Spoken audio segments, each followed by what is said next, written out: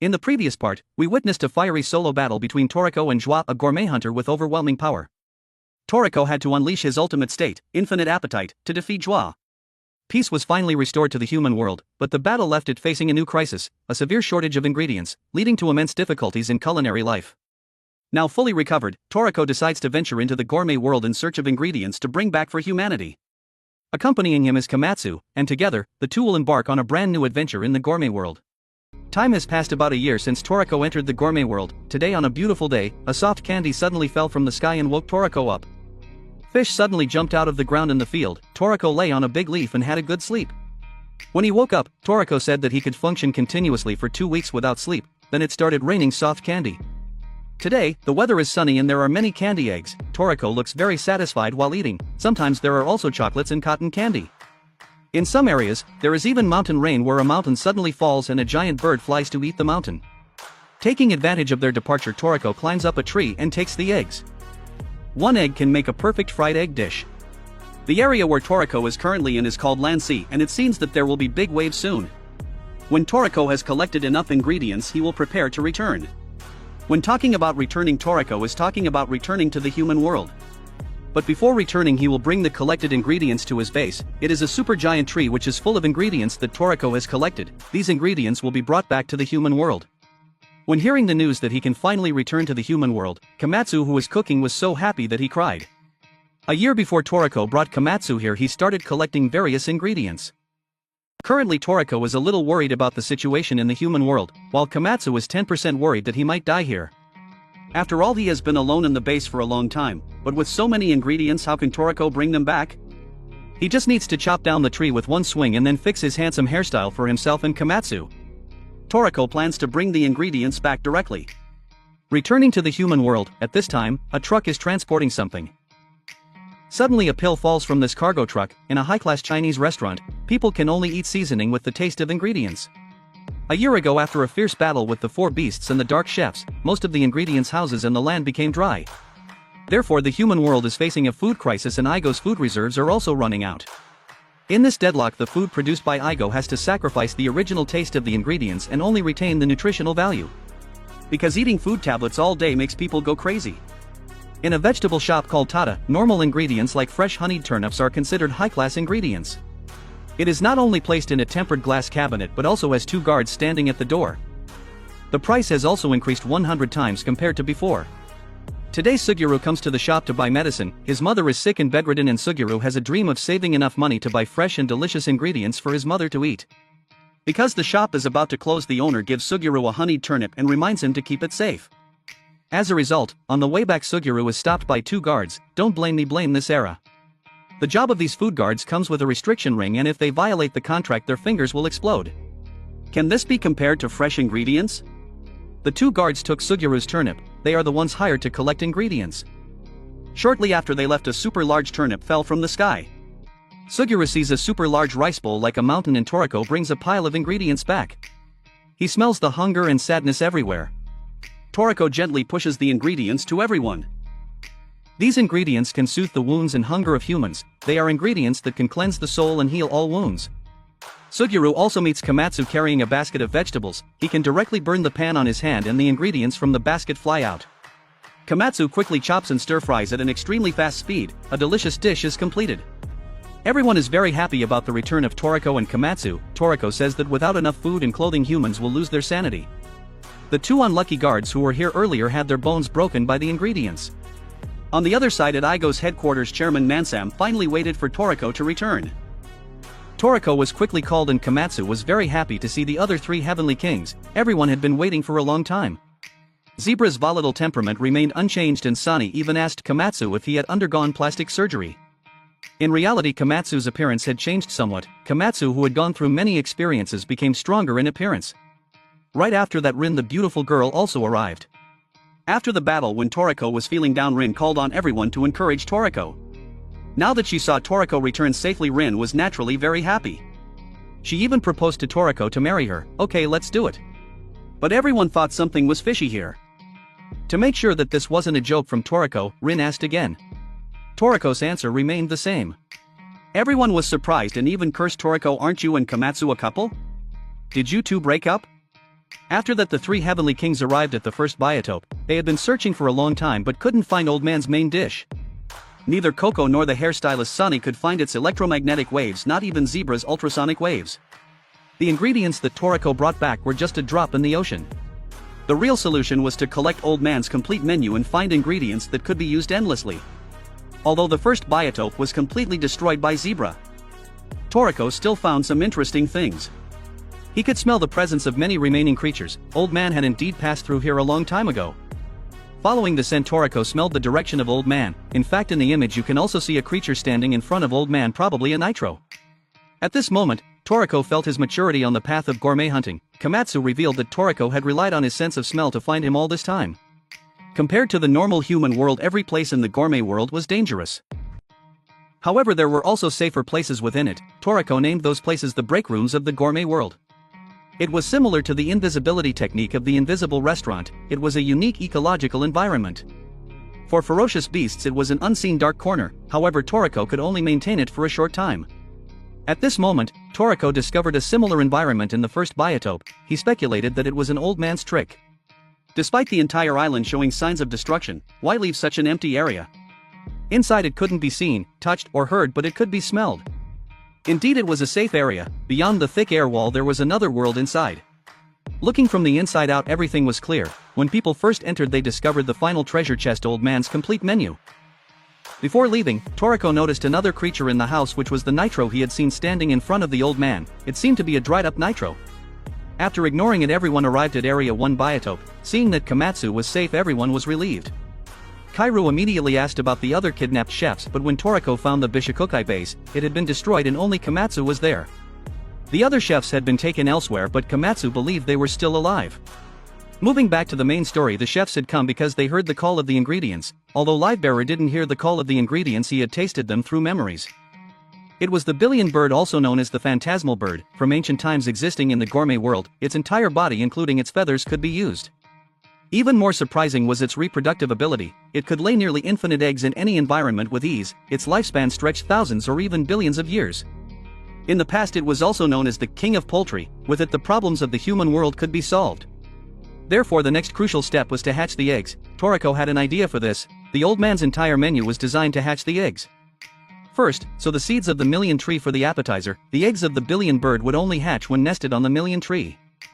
Then use broth made from various types of shrimp, jellyfish and other seafood as fertilizer, and the million tree would grow rapidly. Next, sow the princess straw seed for the salad on the tree, accompanied by the Lord Hail as a drink. Now they just needed to patiently wait for the eggs to hatch. The chefs went back to preparing while waiting. During this process Kamatsu asked why the billion bird, if it was so powerful, wasn't noticed. Toriko explained that they were difficult to eat. It was said that the billion bird couldn't fly and had many enemies. To counteract these enemies they evolved an endless reproductive habit when attacked, but their taste was terrible, so the number of predators hunting the billion bird decreased. As the number of billion birds increased they stopped reproducing endlessly. It was said they became extinct, which left no other choice in the gourmet era. At this moment Kamatsu remembered Setsuno's words: a chef does not choose the ingredients choose the chef and the customers. He wondered if the billion bird had chosen them, and he would stay until the day the billion bird was born. Surprisingly, the billion bird was born the next day. Sunny thought the newborn billion bird was ugly, but Kamatsu found it quite cute. Next, Toriko would feed the bird the fish dish on the complete menu Mitarashi kelp, so that after eating, the chick would grow quickly. Then, he would feed the meat dish on the full course nihil bug with the dessert dry melaron. After that the nihil bug would become an adult and the billion bird would eat it, and the feathers on the billion bird's head would take the shape of infinitely laying eggs. With this preparation everything was ready. Finally they just needed to startle it and the billion bird would lay infinite eggs, and the eggs it just laid would hatch immediately. This was the Old Man's full course, the infinite ingredient, the billion bird. With the billion bird as an infinite ingredient, the human world was finally saved, and now it was up to the chefs to create delicious dishes from it. The chefs of the human world were determined to turn the billion bird into a delicacy. Although many considered the billion bird unpalatable, its appearance suggested otherwise. Its dried and ground beak could substitute rice, its claws used as seasoning, and its meat perfect for stewing, simple yet delicious. This proved that the lack of delicious dishes wasn't due to the absence of quality ingredients, but a lack of culinary creativity. Chefs diligently researched various billion bird recipes, from curries to hot pots, each striving to create delicious and filling meals for everyone. In short, the billion bird might not be inherently delicious, but the chefs, with their skills, transformed this disregarded ingredient into culinary delights. Wabutora busied himself with frying chicken, the sizzling sound of oil a comforting melody to his ears. It had been a while since he last heard such a delightful sound. Finally, humanity had escaped the brink of apocalypse and could savor the true taste of ingredients. People ate with tears streaming down their faces, tears of gratitude for their saviors, for their own survival, and for the opportunity to enjoy such delectable meals. Though not the most exquisite dishes, they were not mere medicine, but the aroma of fresh ingredients, the richness of the sauce, and the satisfying feeling of each bite. Everyone was moved. Rediscovering the joy of eating. Toriko, witnessing the sight of people eating and crying, exclaimed, "Chefs are truly amazing. The taste of the billion bird I experienced in the gourmet casino's brain data pales in comparison to what everyone has created. It's remarkable to turn the billion bird into something so delicious." Kamatsu disagreed. From the start he never considered the billion bird difficult to eat. On the contrary, he believed it to be an excellent ingredient, making its extinction even more unbelievable. Stroking the billion bird's head, he murmured, "Those monsters had no idea how delicious you are. To live for thousands of years unnoticed, going extinct in silence, I wonder how that feels." He recalled Aaciria's words, "Without someone to prepare it, an ingredient holds no value. Just like my full course menu." Hugging the billion bird tightly, Kamatsu said gently, "Everyone thinks you're delicious now. Thank you for being reborn into this world." Even before its rebirth, the billion bird had sensed Kamatsu's care. Now his heartwarming words brought tears to its eyes. At that moment the billion bird understood Kamatsu's feelings. It suddenly raised its wings, creating a rustling sound. Kamatsu and Toriko watched in astonishment as its wings grew longer, vibrant feathers overlapping one another. Soon a pair of glistening wings emerged. Though its face and wings seemed disproportionate, it didn't diminish its splendor. The billion bird flapped its wings and soared into the sky. "How can the billion bird fly? I thought it couldn't," exclaimed a surprised Toriko. But with Kamatsu's influence it seemed plausible. "Old man, do you see this? Your full-course menu has taken flight." Tears welled up in Kamatsu's eyes as he watched the billion bird soar through the sky. It was the first time he had witnessed such beautiful plumage. Could it be that being recognized by the world allowed it to soar through the heavens? The billion bird circled overhead seemingly joyful. Suddenly its rear end twitched with a thump, several shiny eggs dropped from its body. Kamatsu swiftly caught one. Both he and Toriko sensed that this was no ordinary egg, it was entirely different from the previous ones. Kamatsu firmly believed that the billion bird was a special ingredient, and these eggs were undoubtedly its essence. He immediately gathered Koko, Sunny and the others, sharing the news of the billion bird's flight. Sunny, almost screeching in astonishment, exclaimed, "What? That filthy bird is flying now? And it's beautiful? Are you serious?" Kamatsu swore it was true, adding emphatically, "It has a handsome face too." Koko was more interested in the origin of these eggs. These eggs weren't laid due to an attack but as a result of praisem. This detail alone proves that this is a special ingredient. While such a phenomenon seemed unusual, ultimately as long as an ingredient was edible and delicious it didn't matter. Eagerly Toriko cracked open an egg, pouring the yolk into a cup. The yolk was smooth, translucent like jelly with no sign of its usual opaque form. Everyone was amazed by its pudding-like elasticity. Observant as ever, Koko pointed out, "Look closely, the yolk is spreading, shimmering like gold dust under the sunlight." Toriko gulped, immediately taking a sip. The yolk, as smooth as pudding, glided down his throat with a gentle suction. Overwhelmed by its deliciousness, he could only manage a delayed, "Delicious." Kamatsu, seeing Toriko's exaggerated reaction, panicked slightly. Is this another hair-growing ingredient? Can it be mass-produced to save the balding population? Oblivious, Toriko continued to savor the taste. Only after fully experiencing the exquisite flavor of the billion bird egg did he answer Kamatsu's question. "My hair grew longer because it's so incredibly delicious." The rich flavor of the 1,000-year-old billion bird spreads throughout the body, opening up the pores and promoting hair growth. Sunny, gazing at Toriko's long, flowing hair, felt a mix of envy and anticipation. It has such amazing hair-nourishing effects? He then eagerly took a gulp himself. Sunny, already known for his incredibly long hair, found even his eyelashes growing to a startling length after consuming the bird egg, making it difficult for others to look him in the eye. Koko wasn't spared either. His transformation gave him the air of a dashing male lead straight out of a romantic drama. Zebra's eyebrows and hair also grew at an alarming rate, leading him to exclaim that the egg was more like a magical elixir than food. Meanwhile, Kamatsu, completely absorbed by everyone else's dramatic changes, remained oblivious to his own incredible transformation. Toriko closed his eyes, taking a moment to process the sensations washing over him. "It's as if my body, down to a genetic level, is being completely revitalized, even the smallest of wounds healing at an accelerated rate," he murmured in awe. He cracked another egg, raising it in a toast to the others. "I've decided," he announced, a newfound confidence in his voice, "these billion bird eggs, they're going on my life menu, under the beverage category." The others responded with smiles and nods of agreement, their faces glowing with delight. Suddenly, Rin came rushing towards them, her face alight with excitement only to stop short, completely speechless at the sight before her. "What in the world?" she stammered, completely bewildered. "Why do you all look like magical girls?" The Earth's magnetic field was in complete disarray, a massive whirlpool forming in the sky. The cause of this global anomaly, the three animal partners of the four heavenly kings, Toriko and Quinn, were engaged in a fierce battle. Each clash of their immense power shook the very foundations of the land, the air crackling with energy as their attacks collided. Finally the three managed to separate, panting heavily ready to resume their brawl when Terry noticed movement in the distance. It was Toriko, he was back. The fight instantly forgotten, they rushed towards their returning friend. Toriko beamed, running his hand over Terry's soft, luxurious fur. "I'm so sorry for worrying you, buddy," he said, his voice full of warmth. Terry had grown considerably in Toriko's absence, his massive jaws now a tight fit in Toriko's embrace. Looking at his other two companions, Toriko realized that all three were now ready to face the challenges that awaited them in the gourmet world. Suddenly Tom came bounding towards them, a bottle of sake clutched in his hand, yelling Toriko's name. He'd come to celebrate Toriko's return. They exchanged hearty cheers, draining their cups in one gulp. Toriko, sensing his friend's thoughts, smiled warmly. Their time was short. Before leaving, there was one last thing Toriko needed to do: confront the mysterious figure residing in the treehouse. After all, their next journey would be a long and perilous one, and who knew when they'd have the chance to return here again. At the headquarters in Egypt, Mansam received exhilarating news: they've commenced operations in the city. With the land on its way to recovery, other systems would gradually regenerate, breathing life back into the world. In time, the human world would be restored to a vibrant and beautiful home. He issued an order for the reconstruction of Area Neo, emphasizing the importance of railway lines. Just then Johannes arrived with a report: the device for measuring capture levels of Gourmet World ingredients is essentially complete. Having served diligently for so long, Johannes had finally been promoted to director of Neo's development bureau. Mansam was immensely satisfied with their progress. As expected, the full revival of the gourmet age relied on obtaining ingredients from the gourmet world and of course the strength of the four heavenly kings. It was remarkable that Toriko had chosen to include this unique ingredient in his full course menu.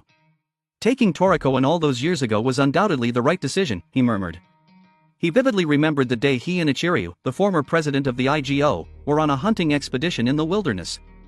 They came across a young, emaciated Toriko, weak from hunger and barely able to crawl across the dry earth. Ichiryu was the first to recognize the boy's unique nature. Toriko was a natural-born gourmet cell host. However, Ichiryu walked up to him without a word and handed him a piece of bread. Toriko took the bread and stuffed it into his shirt, then trembled and was about to leave. Ichiryu asked him where he wanted to go. Toriko thanked him and said he wanted to go to the village where everyone was starving. He wanted to bring this bread back to share with everyone. Ichiryu was touched by the boy's heart. Although he was so hungry that his stomach growled and he staggered, he always thought of others. As soon as Toriko finished speaking, he fainted. Ichiryu hurriedly caught him and only then discovered that the boy's fingernails were almost gone. This was a sign that the boy had been gnawing on himself. He was so hungry that he had to bite his nails to relieve the hunger, yet he still endured it, thinking of the villagers first. Such purity, kindness and loveliness were rare in this world. Therefore he made a bold decision: I want to adopt this child. My life's menu is meant for those who have a sharing heart like yours. Later, if one day the gourmet age collapses, this sharing heart will certainly become a powerful driving force, shouldering the age and humanity.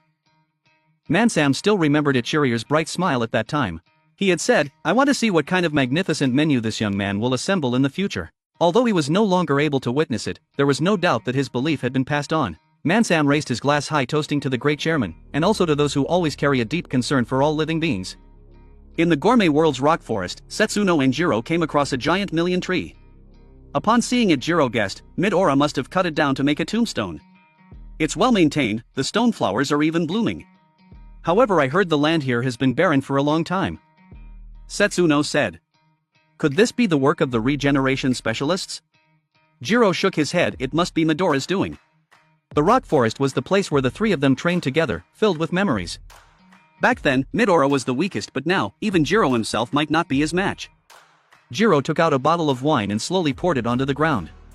He told Setsuno not to worry about that idiot anymore. Sooner or later, he would have to pay for the sins he inflicted upon the human world. Compared to him, the most important issue now is Schwa, Setsuno sighed. We have to be mentally prepared for a direct confrontation with him. Exploring Gourmet World, we might very well lose our lives here. In short, we will wait for Toriko and Kamatsu in the Gourmet World. After all, they wouldn't be returning to the human world. Will the human world be alright? Jiro turned back to look at Setsuno and said, it will be fine. Those Toriko kids are more reliable than we think. At Setsuno's restaurant, Kamatsu arrived looking for Setsuno, but Nono greeted him instead. Nono informed him that Setsuno had already left for the Gourmet World, and it was uncertain when she would return. Kamatsu said he would come back another time. Nono called him back asking if he wanted to stay for a meal. Though Kamatsu himself had brought the billion bird eggs, she insisted on treating him. After bidding farewell to Nono, everyone gathered. Mansam roared, "Is everyone ready, all 5 of you?" The 4 heavenly kings and Kamatsu responded in unison, "Ready." Receiving their confirmation, Mansam swiftly stripped off his clothes, grabbed a glass of wine, and settled into a bathtub. He changes so quickly. Why is he taking a bath again? Before departing, Toriko led everyone back to the treehouse. He had a hunch about the place. Previously, treasure chests hidden in different habitats were always guarded by beasts. Kamatsu didn't understand. Is there something unfinished? Toriko walked straight into the air while the others following closely. Zebra grew impatient. This is troublesome. Whatever it is, let's finish it quickly. He unleashed a powerful sound blast aiming to shatter the treehouse. However, despite his efforts, the structure remained unscathed. Such strong wood it probably only exists in the Gourmet World. Sunny, standing in front, remarked, "There's a front door, why not use it?" Everyone followed Koko inside. The house was spacious, everything crafted from leaves, even the refrigerator and bookshelves. Moreover, there were many adult books, causing Koko's small face to flush red. Kamatsu discovered an entrance leading downwards. It led to a bedroom with a unique bed and bedding made of leaves. But the first thing that caught Koko's attention were the piles of adult books in the corner. Toriko intended to continue downwards to find the owner, but there was no other exit on this floor. The only option left was to use his nail gun for a simple and crude solution. Kamatsu and Koko were blown away by the storm created by the nail gun, but the house didn't budge. The hot-tempered zebra told them to move aside, wanting to try his super flame. Still nothing.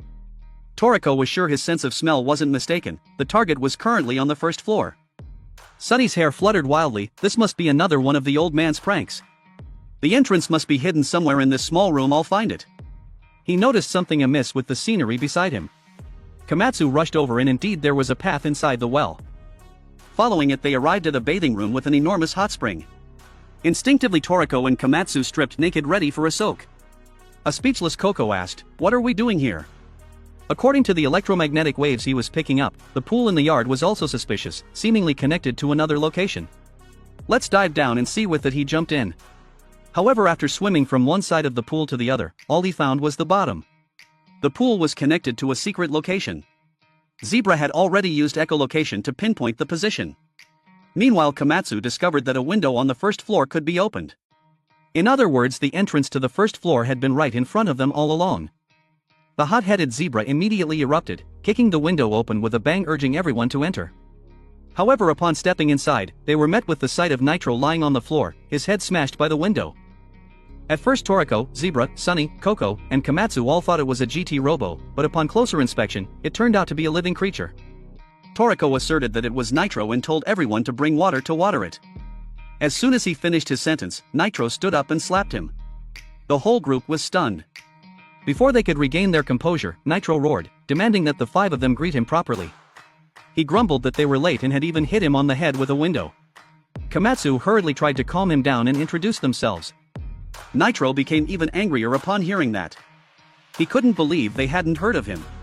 Kamatsu naively replied that they hadn't. Nitro was disappointed, kneeling and pounding the ground in frustration, reproaching them for not greeting him first. He then introduced himself as Chi-Chi, a partner of Ichiryu. The 5 were dumbfounded, then gasped in astonishment. However, Chi-Chi corrected himself, saying the partner part was just a joke. Chi-Chi began to talk about his relationship with Ichiryu. They met 500 years ago when he had been asleep for tens of thousands of years but was awakened by Ichiryu. Everyone was confused because the story was so short, but Chi-Chi couldn't remember the details, only that it was 500, number 490, or was it 480 years ago? Chi-Chi changed the subject and asked why the group didn't come to see him when they saw him outside earlier. Chi-Chi was furious because he had pretended to be a withered corpse to get their attention, but they just walked away. He said he then planted seeds in the ground, watered them, and they grew into leaf chairs. Toriko awkwardly explained that at that time, he was prioritizing completing the president's full-course menu, so he didn't go in.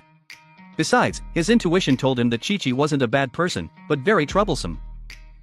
Suddenly he noticed Kamatsu and asked if he had met a woman before coming here because he smelled like a woman. Chi-Chi excitedly grabbed Kamatsu's collar and sniffed him like a pervert. Kamatsu hurriedly explained that he had met Nono at Setsuno's restaurant before coming here. Seeing that, Chi-Chi changed his attitude and begged Kamatsu to give him his shirt, promising to tell him everything. Although reluctant, Kamatsu had to give him his shirt. Chi-Chi was overjoyed when he received the shirt and shouted that he felt 100 million years younger. Everyone was speechless at this bizarre act, not understanding why he liked clothes that smelled of women so much.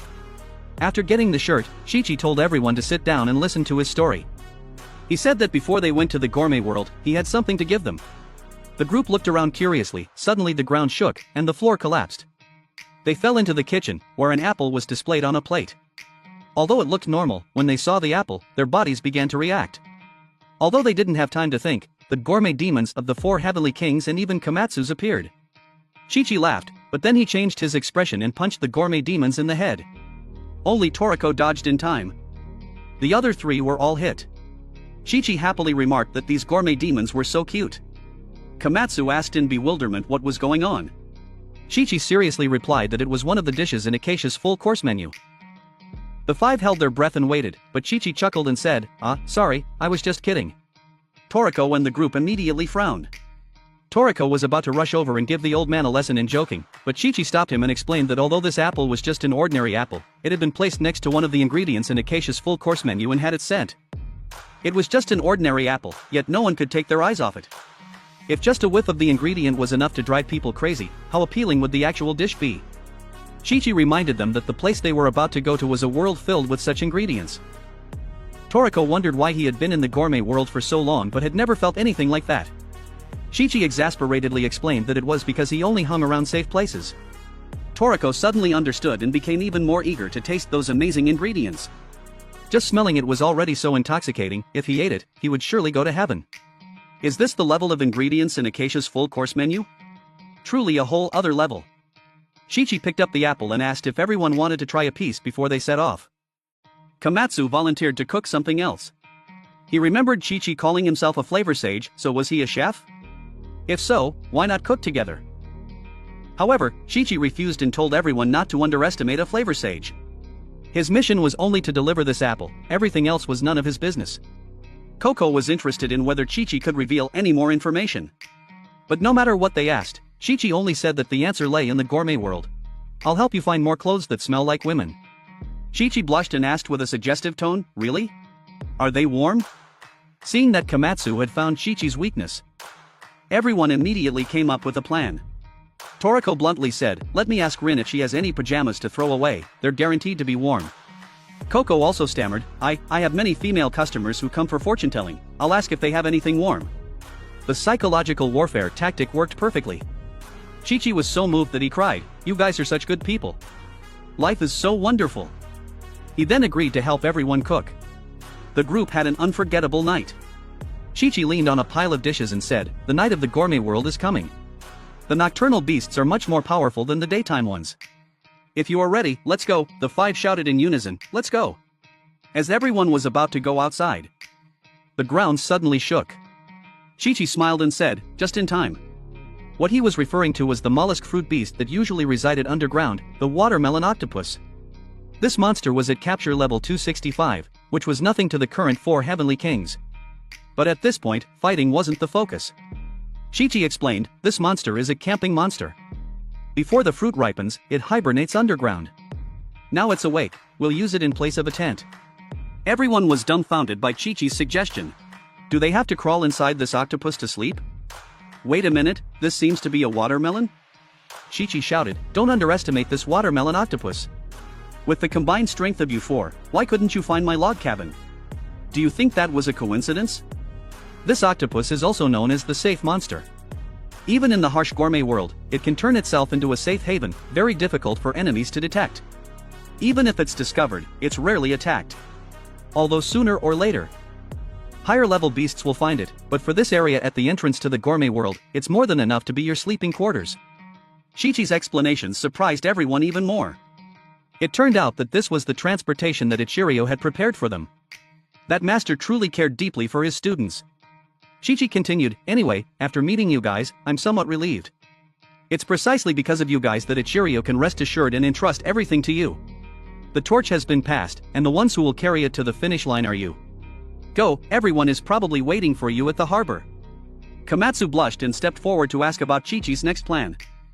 Chi-Chi folded his arms and pretended to be unconcerned. Me? I'm going to hang out with some female ants then take a nap.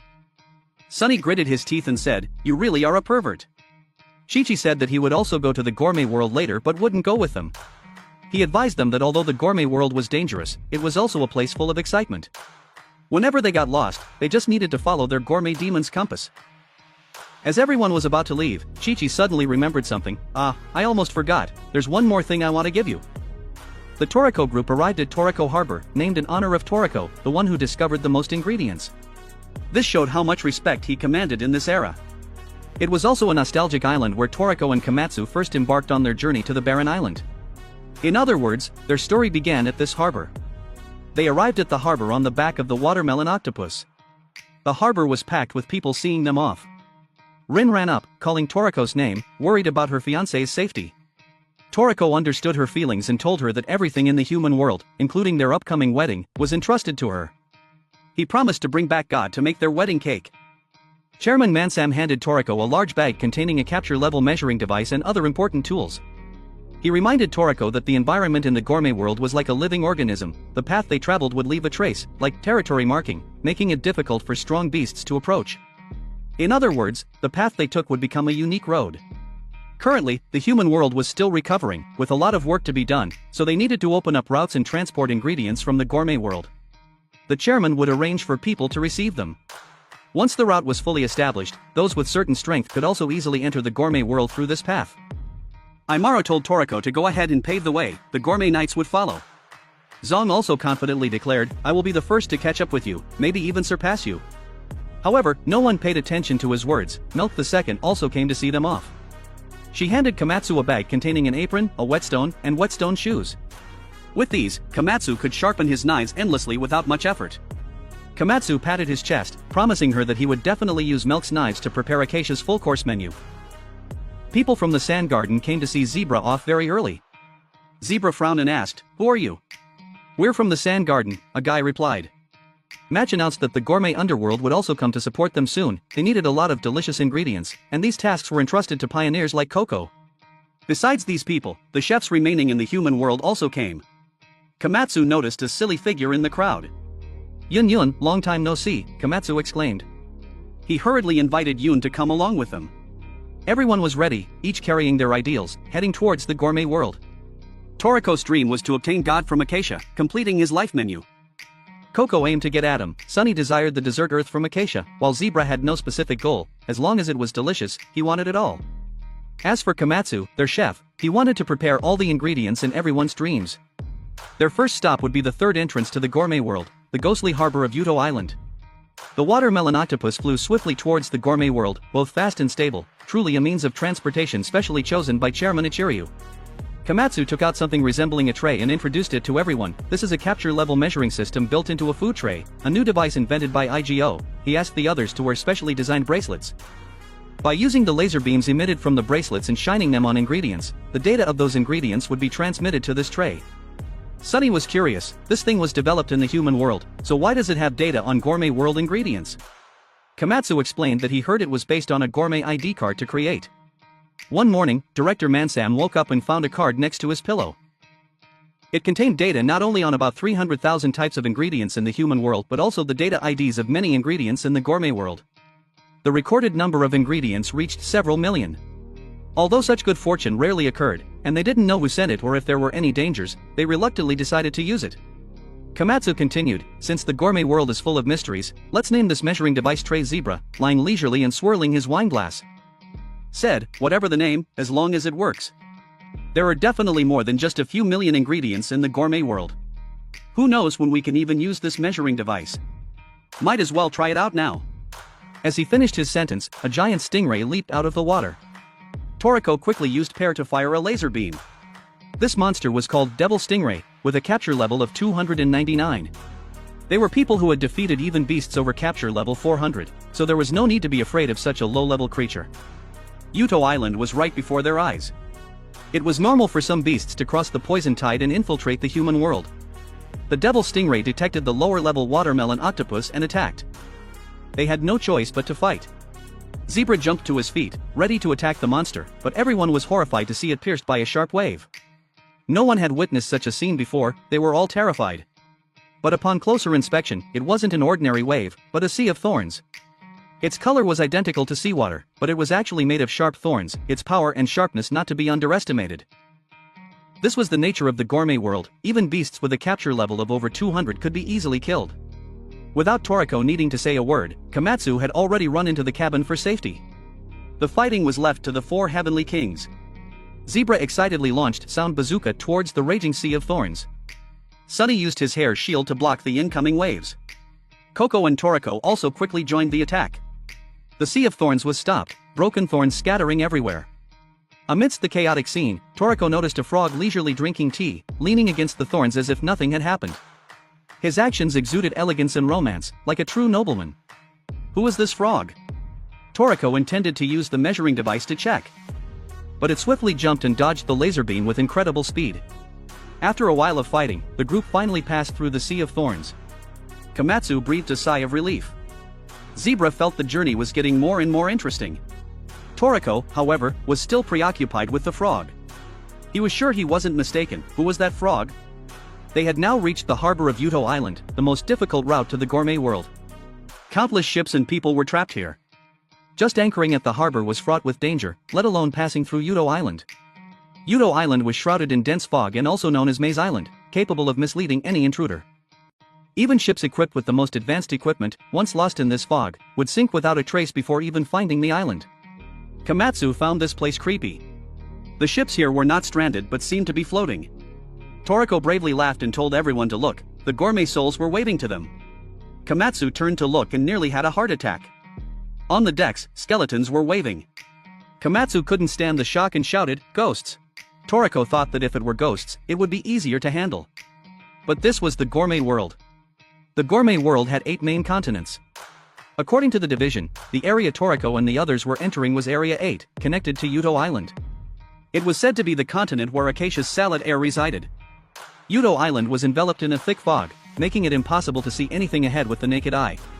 Zebra was still enthusiastic as usual. This place is amazing. From here on is an uncharted world, with many paths yet to be discovered. In short, whether we can see clearly or not, we must move forward. Hearing everyone's excited shouts, the watermelon octopus also enthusiastically sped up. Suddenly, the entire group, along with the watermelon octopus, plunged into a giant abyss. Good heavens! Why isn't there any land here? Kamatsu cried out, his face pale with fear. Where did the gourmet world's ground go? What happened? As soon as he spoke, Queen swiftly darted out from the watermelon octopus's mouth. Its massive body stretched upwards endlessly, reaching the ground above in the blink of an eye. It opened its jaws wide, clamping onto the ground, its huge tail wrapped tightly around the watermelon octopus, trying to pull it up. Sunny exclaimed with joy, "My baby did it again."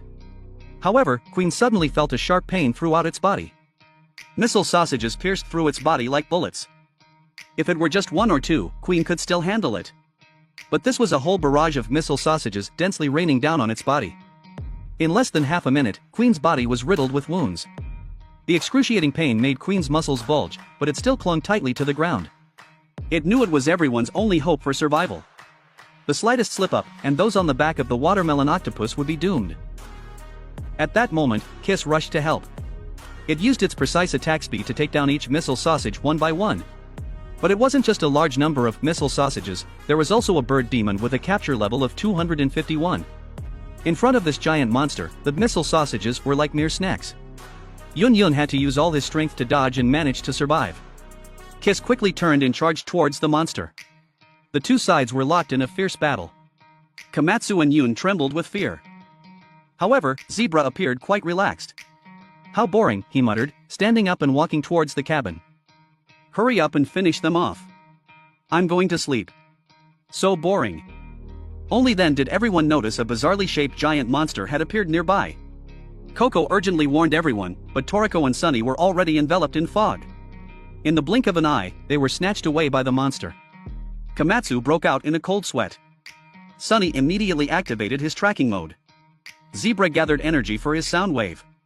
"Can you entertain me a bit?" he asked, firing continuous sound waves towards the monster floating in midair. While Zebra confronted the monster, Sunny used his hair to track down Toriko and Koko, wanting to pull them back. However, the monster's retreat speed was too fast, surpassing the range of Sunny's hair. Terry gathered strength in his legs, preparing to jump and chase after them. Just then, Toriko's voice rang out, "Terry, don't come over here." "I'm fine. Protect everyone." Terry blinked, seeming to understand. Zebra opened his energy shield and said in an annoyed tone, "What are you yelling for?" As if I didn't know. Seeing that no one seemed to be planning on rescuing Toriko and Koko, Kamatsu anxiously asked, "Aren't we going to save Toriko and Koko?" Zebra immediately retorted, "You fool. Think about the consequences." He continued, "Moving forward requires taking risks, but not risks that would get us all killed." Moreover, he had faith in Toriko and Koko's teamwork. He believed they would be alright. Kamatsu's bracelet actually had a communication function, but it couldn't establish contact with Toriko and Koko at the moment. Perhaps this strange fog was interfering with the signal. Zebra's sound bazooka was also useless. He couldn't use echolocation to pinpoint their location. However, Sunny had secretly prepared a tracking method. He was using his meticulously controlled hair to track Toriko and Koko. At this moment, Toriko and Koko were drifting through the thick fog. The white mist prevented them from seeing the ground clearly. "Koko, are you okay?" Hearing Toriko's voice, Koko breathed a sigh of relief. They were both fine for now, but the fog was too thick, and they didn't know where they were. As the two were fumbling for a way out, Koko suddenly felt a strange electromagnetic wave. He called it strange because its appearance was unbelievable. He told Toriko to try and smell it. Toriko inhaled deeply, and then his eyes suddenly sprang open. "The smell of food!" he exclaimed, and then ran like the wind toward the source of the scent. "It can't be anything else, it's the smell of food." Koko hurriedly chased after him. Breaking through the dense fog, the two arrived at an unexpected sight, a town. The ancient streets were lined with countless food stalls. The aroma of food wafted through the air, stimulating every cell in Toriko and Koko's bodies and awakening their primal desire to eat. Toriko swallowed hard. Why is there a food street in the gourmet world? It looks so normal and cozy. Koko was equally surprised. He looked at the tables in the restaurants. The place was quiet with food but no vendors. However, the food was all real and steaming hot as if it had just been cooked. Not far from them sat a frog leisurely enjoying wine. It was the same frog Toriko had met before. Noticing their gazes, it slowly spoke, "This is the real mist. It's not about real or fake, it's about whether you believe or not. In the gourmet world, that's all that matters, only those who believe." At that moment, Sunny, who was secretly following behind and preparing to rescue them, had a bad feeling. At this moment, both Toriko and Koko had been captivated by the food and began to devour it. The frog leisurely raised its glass, its words laced with hidden meaning, "As long as you believe, I can treat you." Toriko had completely fallen for the food eating non-stop. "I can't believe I can enjoy restaurant-quality food in the gourmet world. I haven't found a place like this in the past year and a half." Koko, looking at the steaming bowl of soup, pondered. "I wish Kamatsu and the others were here. This soup doesn't seem poisonous." The frog, still holding its glass, explained to Toriko with a knowing look, "The fog has cleared a bit, but it has nothing to do with the weather. In the gourmet world, every day is a sunny day, perfect for enjoying delicious food." This made Toriko even happier, and he shared that he also enjoyed eating this way in the human world. However, he was more curious about the frog's name. The frog turned its head and explained, "The gourmet world has far surpassed human intelligence. It will shatter all the limits we've come to know. New knowledge is constantly being discovered. Simply put, in the gourmet world, what you can imagine, and even what you can't imagine, can appear. From the appearance, the aroma, to the taste, everything. The old palate will disappear in the blink of an eye, and a whole new sense of taste will awaken." "You mean after coming to the gourmet world, the knowledge accumulated in the human world might be overturned?" Koko asked. "The real mist is just a type of weather phenomenon in the gourmet world, but it contains endless possibilities. It's a miracle of nature and could be the source of completely new and delicious ingredients." He suddenly remembered something. "Oh right, there's something I haven't told you. Back at the thorny, see, I accidentally pointed my laser at you. It's no big deal, don't worry about it." Toriko grinned mischievously. "Then why didn't you dodge at that time?" The frog blinked, looking a little bewildered. Taking advantage of that moment, Toriko shot a laser beam at its chest. However, the frog didn't panic. Toriko guessed that it would soon disappear into thin air. He stared at the frog, waiting for the inevitable. As expected, the frog's body quickly withered, as if all the life had been sucked out of it. Every day in the gourmet world is a sunny day, perfect for enjoying delicious food, but also a sunny day for death. Its voice grew fainter as its body shrunk. Finally, its head slumped onto the table with a loud thud. Toriko and Koko jumped back in fear. At that same moment, Kamatsu's bracelet received data from Toriko. Sunny closed his eyes, focusing on pinpointing Toriko and Koko's location. "What are those two idiots doing in there? It's not good they're surrounded." Meanwhile, inside, Toriko and Koko had attracted the attention of another monstrous creature. It opened its maw, revealing rows of sharp teeth, looking utterly horrifying. Is the price for the meal blood, and only the blood of that frog is nutritious enough for it? Koko shuddered. Toriko and Koko hadn't expected other creatures to exist in this place. The monster was incredibly agile. One moment it was in the restaurant, the next it was clinging to the roof, sharp teeth, sharp claws, and a sinuous body. It looked like a gigantic lizard. With a single swipe of its tail, it flipped the entire restaurant. Toriko and Koko dodged out of the way and stood in the middle of the street. The monster roared angrily, "Are you trying to eat for free? Not a chance." In the blink of an eye, countless other monsters emerged from everywhere, surrounding Toriko and Koko. The lead monster roared, "We won't let you eat for free. Eat for free." Before Toriko could finish his sentence, he felt his body constrict. His face felt like it was being crushed, and his entire body trembled uncontrollably. He felt his strength being sapped away. Looking over at the frog lying on the table, he saw a creature clinging to it, sucking its blood frantically. Toriko hastily took off his jacket, as he suspected his body was covered in blood-sucking leeches. The creatures wriggled, draining his blood at an alarming rate, as if they were trying to drain the entire ocean. In the blink of an eye, Toriko was utterly drained. The frog, having been drained earlier, was now nothing but a dried husk, which soon dissipated into thin air. Anyone unfortunate enough to be targeted by these blood-sucking leeches would be drained dry in minutes. Not even a heavenly king like Toriko could escape this fate? But then again, in this real mist where reality was blurred, who could say for sure what was real and what wasn't? Look at Koko, he seemed completely unharmed. Koko had figured it out, it was all an illusion. This real mist was nothing but a sham from the beginning. He realized that the reason he hadn't been attacked was that his body was poisonous. The leeches couldn't suck his blood, they would definitely choose a physical attack to deal with him. As if to confirm his suspicions, as soon as he finished his thought, hundreds of monsters charged towards him, spitting poisonous projectiles. The projectiles rained down, leaving no room for escape. Koko quickly responded, his hands a blur as he threw spinning darts, deflecting the poisonous projectiles mid-air. He successfully neutralized almost every single attack. However, one monster took advantage of his momentary lapse in concentration and charged towards him. "This is my chance," it roared, firing a barrage of projectiles at Koko. However, when it came to speed and wit, Koko was still superior. The monster had only managed to grab a poison doll created by Koko. Enraged, the monster didn't even pause to think before attacking again. Unfortunately for it, it had once again grabbed hold of another one of Koko's poison dolls. And it wasn't just that, even Toriko's lifeless body covered in blood-sucking leeches was also a poison doll. The leeches on Toriko's body dropped to the ground, proving Koko's words to be true. The lead monster was bewildered. "When did they do that? How did we not notice?" Koko smirked triumphantly. "From the very beginning, from the moment we stepped into this real mist, we were already dolls. Perhaps you should pay more attention to your surroundings." The monster only now noticed their surroundings after being reminded by Koko. The sky had changed, the air was no longer filled with the real mist but with poison gas released by Koko. The monster finally realized it had been tricked. Those spinning darts weren't meant to attack but to disperse the poison. Unfortunately, by the time it realized this, it was already too late. Facing the panicking monsters, Koko simply stated, "It's not about real or fake, it's about whether you believe or not. Whether you believe it or not, I'm still the winner." All the monsters collapsed poisoned. Koko watched, letting out a sigh. His poison dolls were nearing their limit. The moment Toriko told him about the frog, Koko had already planned this whole act. It was a perfect performance. However, what surprised Toriko the most was the quality of the poison dolls. It was almost impossible to distinguish them from real people. He asked Koko, "Is this also the power of that monster inside of you?" Koko answered without hesitation. "That's right, these poison dolls were created using my power. By infusing them with life poison, the poison itself transforms into a living organism. Adding a bit of emotion allows me to create dolls that are almost identical to real people. However, doing this requires a considerable amount of energy. Creating 2 dolls in such a short time is already my limit.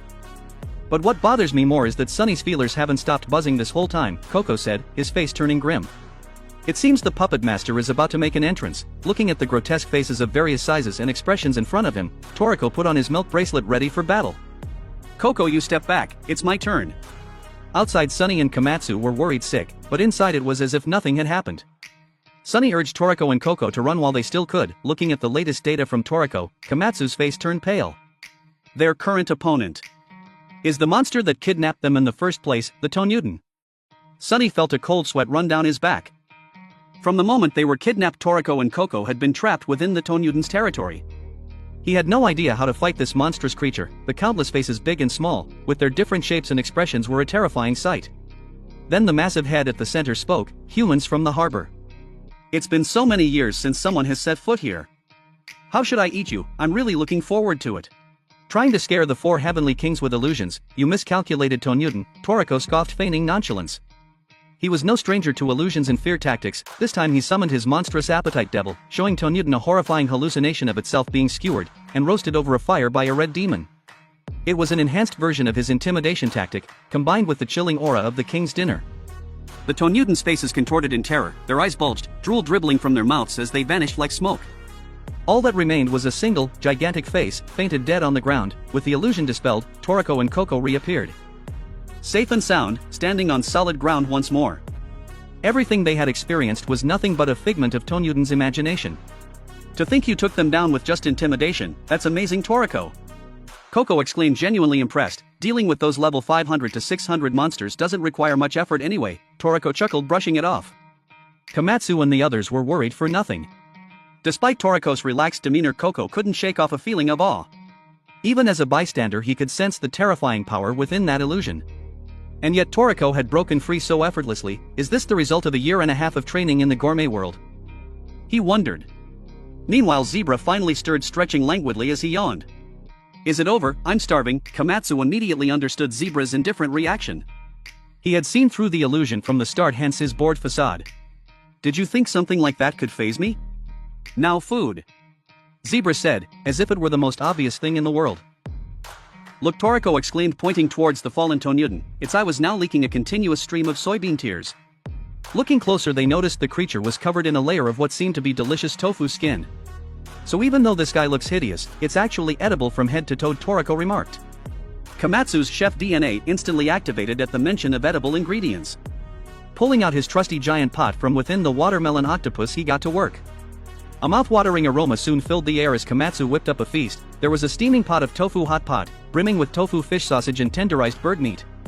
The monstrous leech-like creatures, now detoxified, were sliced and grilled to perfection. And of course, no Kamatsu special was complete without his signature rich broth and creamy mayonnaise. Every dish was a testament to his exceptional culinary skills. Toriko, drooling at the sight, dug in with gusto after offering his thanks. The tofu skin, thinly sliced and incredibly tender, melted in his mouth. To think this hideous creature could produce such delicious tofu skin. It's like a culinary underdog story, Sunny exclaimed between sobs, deeply moved by the taste. Zebra, not one for elaborate descriptions, chose to express his satisfaction by stuffing his face. Kamatsu's jaw dropped when he saw Zebra lift the entire pot to his mouth. At least use a bowl, he cried out in dismay. It wasn't just the 4 heavenly kings and Kamatsu who were enjoying the feast. Queen Terry, kissed June, and even the watermelon octopus were happily digging in. As they ate, Kamatsu was overwhelmed with emotion. My dream is to travel the world with everyone sharing meals like this, he confessed, tears welling up in his eyes. Toriko smiled warmly at him, placing a hand on his shoulder. Kamatsu, this is all thanks to you. Just then a series of loud croak-croak sounds reached their ears. Turning around, they saw a dapper-looking frog driving towards them in a cute little car. Everyone was taken aback by his peculiar appearance, a comical blend of fashionable and tacky. The frog, sporting a pair of sunglasses, greeted them with a cool demeanor. Unfortunately, he spoke in frog language, leaving everyone clueless. The frog tilted its head in confusion when everyone continued to stare blankly. Croak croak, what is that thing? Sunny and Kamatsu blurted out in unison. The frog finally realized he had been speaking in frog language and quickly apologized in human tongue. Toriko's jaw dropped. It's you, the frog we met at the Thorny Sea. Indeed, the name's Croak Croak in your tongue. You can call me Mappy, the frog replied with a slight bow. Mappy introduced himself as an explorer from the bewitching food world, his trusty steed a 455 level beast Sararu. He was sent by the esteemed Daruma hermit to escort them. What does that old geezer Daruma want with us? Zebra questioned. Don't tell me he's found some delicious ingredients for us. Kamatsu suddenly recalled seeing Daruma hermit's tribute on Zebra's menu. He also remembered Zebra borrowing the hermit's mount. According to Mappy, the Daruma hermit was their village chief. Speaking of the bewitching food world, Kamatsu thought of Brunch. Wasn't that Brunch's home? I'm sure Brunch is looking forward to seeing you all again, Mappy chirped. I have no interest in seeing that idiot, Zebra scoffed. Kamatsu, however, was determined to visit this bewitching food world, but since he went through the trouble of sending for us, we should accept his invitation, right? Besides, we'll get to experience the delicacies of the bewitching food world, he said, his voice laced with excitement. Sunny, on the other hand, had reservations. The ingredients in the bewitching food world are quite bizarre. Who knows if they're even edible, let alone delicious, he pointed out. But Toriko didn't seem to care. For him, as long as it was edible, it was good enough. Besides, didn't Chi-Chi say to follow our gourmet compass when we're lost, he reminded them. Zebra rolled his eyes were not lost. Toriko ignored him and turned to Mappy. Lead the way. Sunny leaned in towards Toriko whispering, are you sure about this? He's a frog. It seems awfully suspicious to just follow him blindly. Don't worry, I don't smell any danger on him, it's fine, Toriko assured him. Sunny frowned, unconvinced by Toriko's reasoning, so because he doesn't smell bad it means he's trustworthy, but he's so ugly. Alright everyone, get on board, we're about to depart. Mappy announced, gesturing toward his car. Initially everyone was eager, however as soon as Soraro sped up they were left in the dust. Wait up, they shouted, urging the watermelon octopus to chase after Mappy's vehicle at full speed. They soon arrived at what seemed like a giant maze, surrounded by towering white rock formations. Your basic strength is more than enough to survive in the gourmet world, Mappy commented, casually stretching his legs on the car roof. Who does this frog think he is, talking down to us, Sunny grumbled. Don't underestimate Mappy, Toriko warned Sunny, just think, could you drive through the thorny sea while casually sipping coffee like him? Koko chimed in, impressed by Mappy's nonchalance. Mappy, Kamatsu asked, is it always this dangerous at night in the gourmet world? Day and night in the gourmet world are two completely different beasts, Mappy explained. This place is dangerous even in broad daylight and especially so at night, but you guys can easily take down a Tonutin, so there's nothing to worry about. He paused for emphasis before adding, however you should know that nighttime is when the 8 kings reign supreme. Kamatsu shuddered at the mention of the 8 kings. He knew they were the 8 apex predators ruling over the gourmet world. Before Mappy could continue, an oppressive force pressed down on them, rendering them immobile. Mappy, removing his sunglasses, glanced up at the sky. Sararu, why did you take a shortcut through here? The watermelon octopus trembled on the verge of fainting. This is the footprint of Heracles the Horse King, one of the 8 kings left behind thousands of years ago, Mappy explained, his voice hushed with reverence. This 8th region is his territory. A cold sweat broke out on Toriko and the others as they struggled against the overwhelming pressure. Even a footprint left behind millennia ago still held such terrifying power. They couldn't help but shudder at the thought of what would happen if they encountered the Horse King himself. Would they be crushed like ants? Just one look at this barren wasteland tells you how powerful the Horse King is. Zebra remarked, his voice grave. Ha, you can tell what kind of mood Heracles was in by looking at his footprints, Mappy said with a chuckle. When he's angry the area around his footprints becomes barren like this. But when he's in a good mood they transform into lush fields, clear lakes, and become havens for all sorts of creatures. Kamatsu, having never experienced anything quite as exhilarating as this, felt a familiar sensation creeping up on him. His face contorted into a comical expression of sheer terror. If this were the human world, this footprint alone would be a World Heritage Site, he exclaimed. You worry too much, Mappy reassured him with a chuckle. The 8 kings, each one reigns supreme over their own continent in the gourmet world. When they all travel together, that's when night falls on the gourmet world. Koko drew a parallel to the human world. It's similar to when high-ranking officials make visits and maximum security measures are put in place. In other words, the entire gourmet world is currently on high alert. Despite the tense atmosphere, Mappy seemed unfazed. At night it's not just the beasts that become stronger, but the environment also becomes harsher, he explained. Since ancient times, to survive, creatures have had to avoid both the 8 kings and the harsh environments while searching for food. This led to the formation of many travel routes known as gourmet streets. These are the rare safe havens in the gourmet world. Of course, he added, safe is a relative term. There are still plenty of dangers lurking in these parts.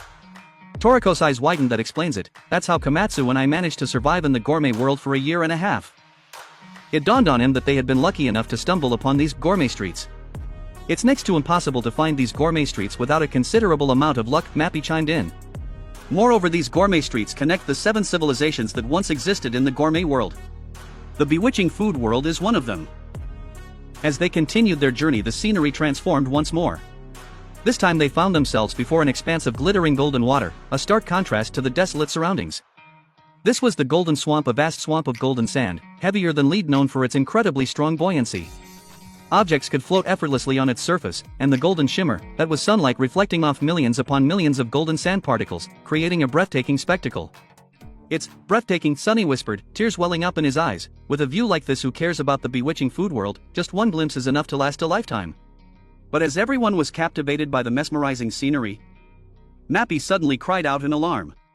Croak! Croak! Everyone turned to him, startled. In his haste he had forgotten how to speak human again. Clouds! The clouds! Alarmed, everyone looked up and saw a massive, dark cloud resembling a slab of iron descending from the sky. This is bad, we need to dive into the golden swamp now. If that thing catches us, we're done for. The sky was pitch black, the sleek black cloud suddenly transforming into the shape of giant feet, as if someone was stomping on the earth. It was the iron cloud, and it was about to fall. Hearing Kamatsu's warning, Toriko and his friends, standing under the giant footprint, were all bewildered. Whose stinky feet are these, daring to trample everywhere like this? A heavy cloud fell beside the octopus watermelon, creating billowing waves of golden sand. Sparkling golden water droplets danced in the air, a truly magnificent sight. But this was not the time to marvel. Glancing at the words on the stone tablet, Toriko turned around and frantically explained to everyone, the iron cloud was the true entity of this island. Formed from iron clouds that had accumulated for tens of thousands of years. Dense iron cloud would slowly descend, as its weight increased every few hundred years, it would sink to the ground. However, this didn't mean that only one cloud would fall at a time. On the contrary, whenever this happened to regenerate itself, the iron cloud would create a heavy downpour. It was a torrential rain of steel, as if someone was stomping down, called the iron steps. Simply put, hundreds of feet in the sky would continuously fall to the ground, potentially causing massive casualties. Toriko tried to cut off these iron feet with his leg knife, but their hardness surpassed that of ordinary steel. The demon knife only left a faint scratch on the ground, not causing any real damage. Numerous iron feet, along with an entire giant iron cloud, gradually descended. If we can't get through, then we go back. It sounded reasonable, but they didn't have time to turn back. Seeing the iron cloud about to collapse, Kamatsu was so worried that his head was about to smoke. Seeing their guide return, Kamatsu immediately told Sunny to get in the car and hide inside the octopus watermelon. There was still plenty of space inside the octopus watermelon, otherwise it wouldn't have been able to carry Queen Terry and the others. At this moment, the iron cloud was about to fall on the octopus watermelon's head. Thanks to his tentacles supporting it, he wasn't crushed immediately. After everyone was ready, the octopus watermelon took a deep breath and plunged into the golden abyss. At the very last second, the group successfully escaped inside the octopus watermelon. It's truly spacious. The windows are covered by a thin air membrane, preventing the golden sand from entering. Looking out from here, they can appreciate the allure of the golden claw even more. Brilliant golden light illuminates everything, sparkling fish swim around. Mappy exhausted explains to Toriko, the golden sand of the golden claw is called pure gold, known for its high transparency. Toriko looks at Mappy panting heavily, feeling like he's devolved into a tadpole. We're doomed, Mappy laments. Toriko is startled, can't we just dive into the sea and escape? Mappy draws out his words regretfully, impossible. If we dive down from the golden claw to escape, the golden sand in the swamp will flow into a giant cave. It's the entrance to the golden labyrinth, with only an entrance and no exit. No one has ever escaped this labyrinth, we can't go down. So can we wait for the iron cloud to rise again? No, the iron cloud won't rise for at least a few years, moreover the golden sand is constantly shifting. The octopus watermelon can't withstand its flow. Seeing the glowing cave close by, Toriko hurriedly instructed the octopus watermelon to turn around, but it was already too late. In diving mode, the octopus watermelon was not skilled at swimming, and its memory was pulled into the cave by the golden sands. There was no turning back. Koko was puzzled. No matter how formidable the golden claw is, it shouldn't have made things so dire for him, who could leisurely drink coffee amidst the golden waves. The highly skilled frog had shrunk back, regressing into a weak tadpole. What exactly happened to Mappy? Mappy was in terrible shape, as if he were about to draw his last breath at any moment. The golden labyrinth isn't something one can navigate through sheer power alone. Those who reach the exit aren't the strongest but the ones blessed with luck. In essence, it's all about fortune. Hearing this word, they all felt reassured. Isn't that precisely what describes Kamatsu? It's your turn to shine, Kamatsu. Everyone turned to look at Kamatsu, who, startled, looked as frightened as a gorilla. The group then split up to search the octopus watermelon's insides. The rooms within were well equipped, though the bathroom and toilet seemed a bit far from the bedroom. The warehouse kitchen and dining area were unusually spacious, indicating a group of food lovers once lived there. They found a manual control room with detailed operation instructions posted outside. Since they were relying on Kamatsu's fortune to escape, they put him in the driver's seat and handed him full control. Toriko had confidence in Kamatsu's abilities. He was certain that their smooth entry into the gourmet street was thanks to Kamatsu. Kamatsu would use his sense of smell to assist, while Zebra and the others would support with their own specialized patrol skills. Zebra's Echo's ability made the situation inside the cave crystal clear. The problem arose as soon as they set out. They faced a split path, with only a left or right choice. Sunny and Toriko had differing opinions. Toriko insisted on going left, but Koko was undecided. Zebra deemed the left path more feasible. However, the wildly shifting golden sands left them no time for discussion. They were about to crash into the rock wall in the center when Kamatsu grabbed the control and made the octopus exhale sharply, stopping their momentum. Everyone was so shocked by the sudden movement that they were wide-eyed. Kamatsu pulled the control lever, maneuvering successfully through the situation, even though they didn't know when the next crisis would arise. Surviving this one brought a sigh of relief. Mappy, still weakened, was full of doubts. He wondered how these people could remain so cheerful in such an impenetrable labyrinth, as if they knew the way out. But their group of 5 was truly remarkable, carving an unbelievable new path through the endless maze. He thought maybe they really could succeed. Meanwhile, in a distant part of the gourmet world, Joie laughed maniacally. Magnificent Acacia. So this is what they call fortune. Joie had found the path to the gourmet star's banquet table with precise timing, showcasing unparalleled luck. Yet even at the peak of fortune, Joie's desires surged within him. Only the chosen ones could pave this path, a treasure even Acacia himself coveted. To Acacia, fortune held significant importance. People only appreciate health after illness, and only after loss do they value the simplicity of each day. For Acacia, who had everything, everyday life was mundane. He didn't need to experience loss to know. His insatiable appetite told him everything. It informed him of the countless ingredients he didn't yet possess, the known but untasted foods that fascinated him. It made him aware of the vastness of his hunger even as he slept. Blue Nitro, leaning on his hand, watched Joie's ambition with a sinister reminder. You're the second human to carve a path to the gourmet star. Joie smirked. The first was my mother Frozy, right? She saw this path from the very beginning. Can fortune bloom with Acacia's full course? The other Nitro confirmed that under certain conditions, it could. This solidified Joie's resolve. He would not share Acacia's full course with anyone. Before the table of Blue Nitro, Joie made a bold declaration. He would claim the full course himself and leave the rest to his subordinates. Rest assured, the arc has long been completed. On the other side, his loyal group received Joie's signal and prepared for action. Shigematsu excitedly shouted to everyone that Acacia's full course was about to awaken. The sight of the extending deer made Casero smile in awe. What a miracle, an empty space yet a path appears the moment Joie steps on it. The director chuckled, noting that the path had always existed. Joie had merely seen it the correct path.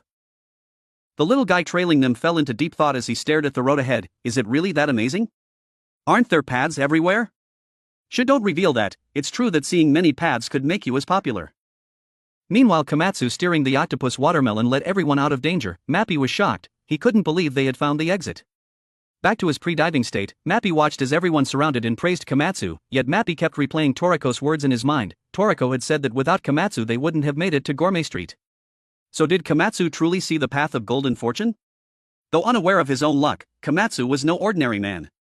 Along the way, the team had even taken treasure chests from the cave. One particular can caught Kamatsu's eye just as a massive drop of water struck the octopus, shaking it violently. Mappy explained that this was due to the dominant fish in Area 8, which caused such rainfall, but there was no danger. In fact, they could take the opportunity for a relaxing bath. After bathing and eating, the rain hadn't stopped. Out of nowhere, a creepy eyeball floated through the air, scaring Kamatsu half to death. Mappy reassured him. That's a guardian from the village coming to pick us up. He called out, look. There's the entrance to our village. It's the Hex Food World. Looking up, they saw the gates of the Hex Food World ahead. Kamatsu noticed a ghostly blue flame rising at the main entrance, drifting like a spirit then slowly spreading apart. Mappy pointed at the strange sight, excitedly shouting, look, the pregnant fireworks are going off. Is that really fireworks? Are there even fireworks that rise so slowly? They aren't colorful at all. In fact, they're eerie. It's not sending someone off, is it? Their arrival had already been reported to Tengu Castle, where Brunch shouted commands to his subordinates. Tonight we celebrate. Toriko instructed Terry and the others to wait with the octopus at the entrance, but Kamatsu couldn't contain his excitement. Hoping to see Brunch after so long, Koko thoughtfully had kissed stay behind, promising to bring back delicious food. Mappy suddenly realized, wait, did we bring any ingredients? Toriko, did you? Everyone exchanged glances, realizing they might need gifts. Mappy explained, in the gourmet world everything is traded for ingredients, meals, lodging, goods. Money is worthless, only ingredients have value. Zebra remarked, I didn't bring money anyway. Sunny teased, because you always take things by force. Never mind, let's see what we can do, they agreed as they pressed on. Kamatsu followed behind Mappy with eager anticipation as they approached the main entrance. Suddenly many small eyes popped out from the ground, their heads wobbling. While their fluffy appearance might have been endearing, the black, oily sludge covering their bodies was somewhat revolting. Sunny was startled and almost fainted when a creature called Mooney popped its head up. He couldn't understand why he always encountered such gross things. Kamatsu was also so scared he kept shouting. The scariest moment came from Zebra. His booming voice commanded, disappear. The Mooney creatures froze in place, eyes nearly popping out from their sockets. Thanks to Zebra's intimidation, they saw no more Mooney creatures on their way into the village. Passing through the entrance, the village's overall scenery unfolded. Winding streets were lined with all sorts of stalls, bustling and lively. The crowd and curious gazes greeted them warmly as they walked in. Mappy, delighted to be home, ran up to greet them. The villagers, though friendly, all had bizarre appearances. By comparison, someone like Brunch would probably be considered the village's heartthrob. Sunny, with his extreme aesthetic standards, couldn't handle the visual shock. These strange creatures shattered his perception of appearances once again. At that moment, a long-haired, bearded man approached Sunny, sighing deeply. Oh, it's been so long since a human visited the village.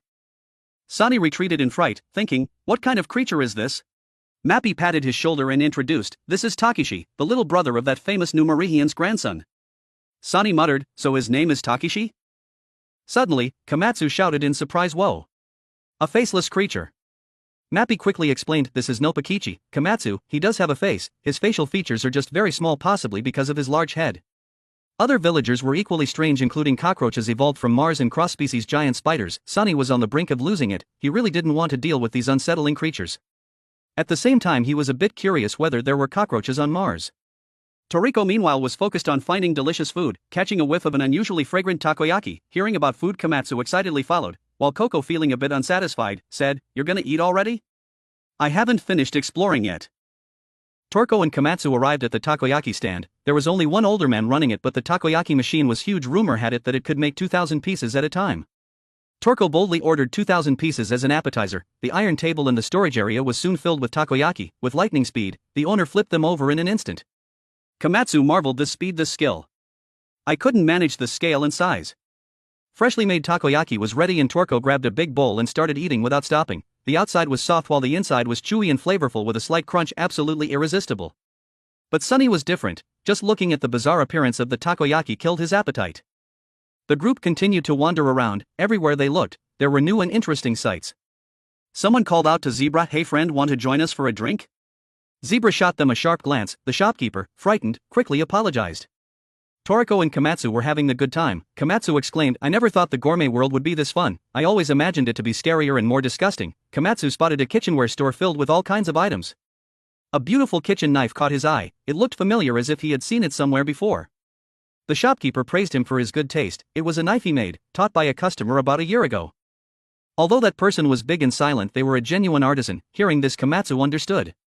Koko wandered into a toy store and found many interesting weapons and plush toys. He particularly liked a dark bandage roll.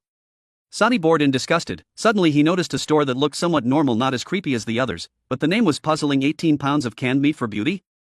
He couldn't resist. Sunny bought a can and gently opened it. Inside was a tiny girl unclothed and blushing. Sunny froze in shock, then threw it away as if it were something filthy. Toriko and Kamatsu were used to Sunny's dramatic reactions, but this time it seemed like he was genuinely traumatized. He must have encountered something truly horrifying. However, their concern vanished when they spotted a mixed porridge shop. Just the thought of it was delicious, so they pulled Sunny in. The bowl of porridge was thick with a few eyeballs floating on top. It looked eerie but tasted absolutely amazing. Toriko was full of praise. Sunny couldn't bring himself to eat and planned to have bananas to cleanse his stomach. But these weren't ordinary bananas, they were natto bananas. Opening them to reveal the sticky natto made Sunny feel like passing out, yet Toriko and Kamatsu ate happily. After the meal, the group headed to a bar. Koko, who didn't drink much, ordered a ghost coffee milk. Meanwhile, Toriko and the others enthusiastically shouted cheers.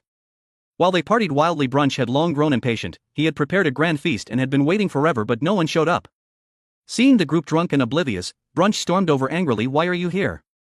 All the food on my side is ready, why haven't you come yet? How long are you planning to make me wait?"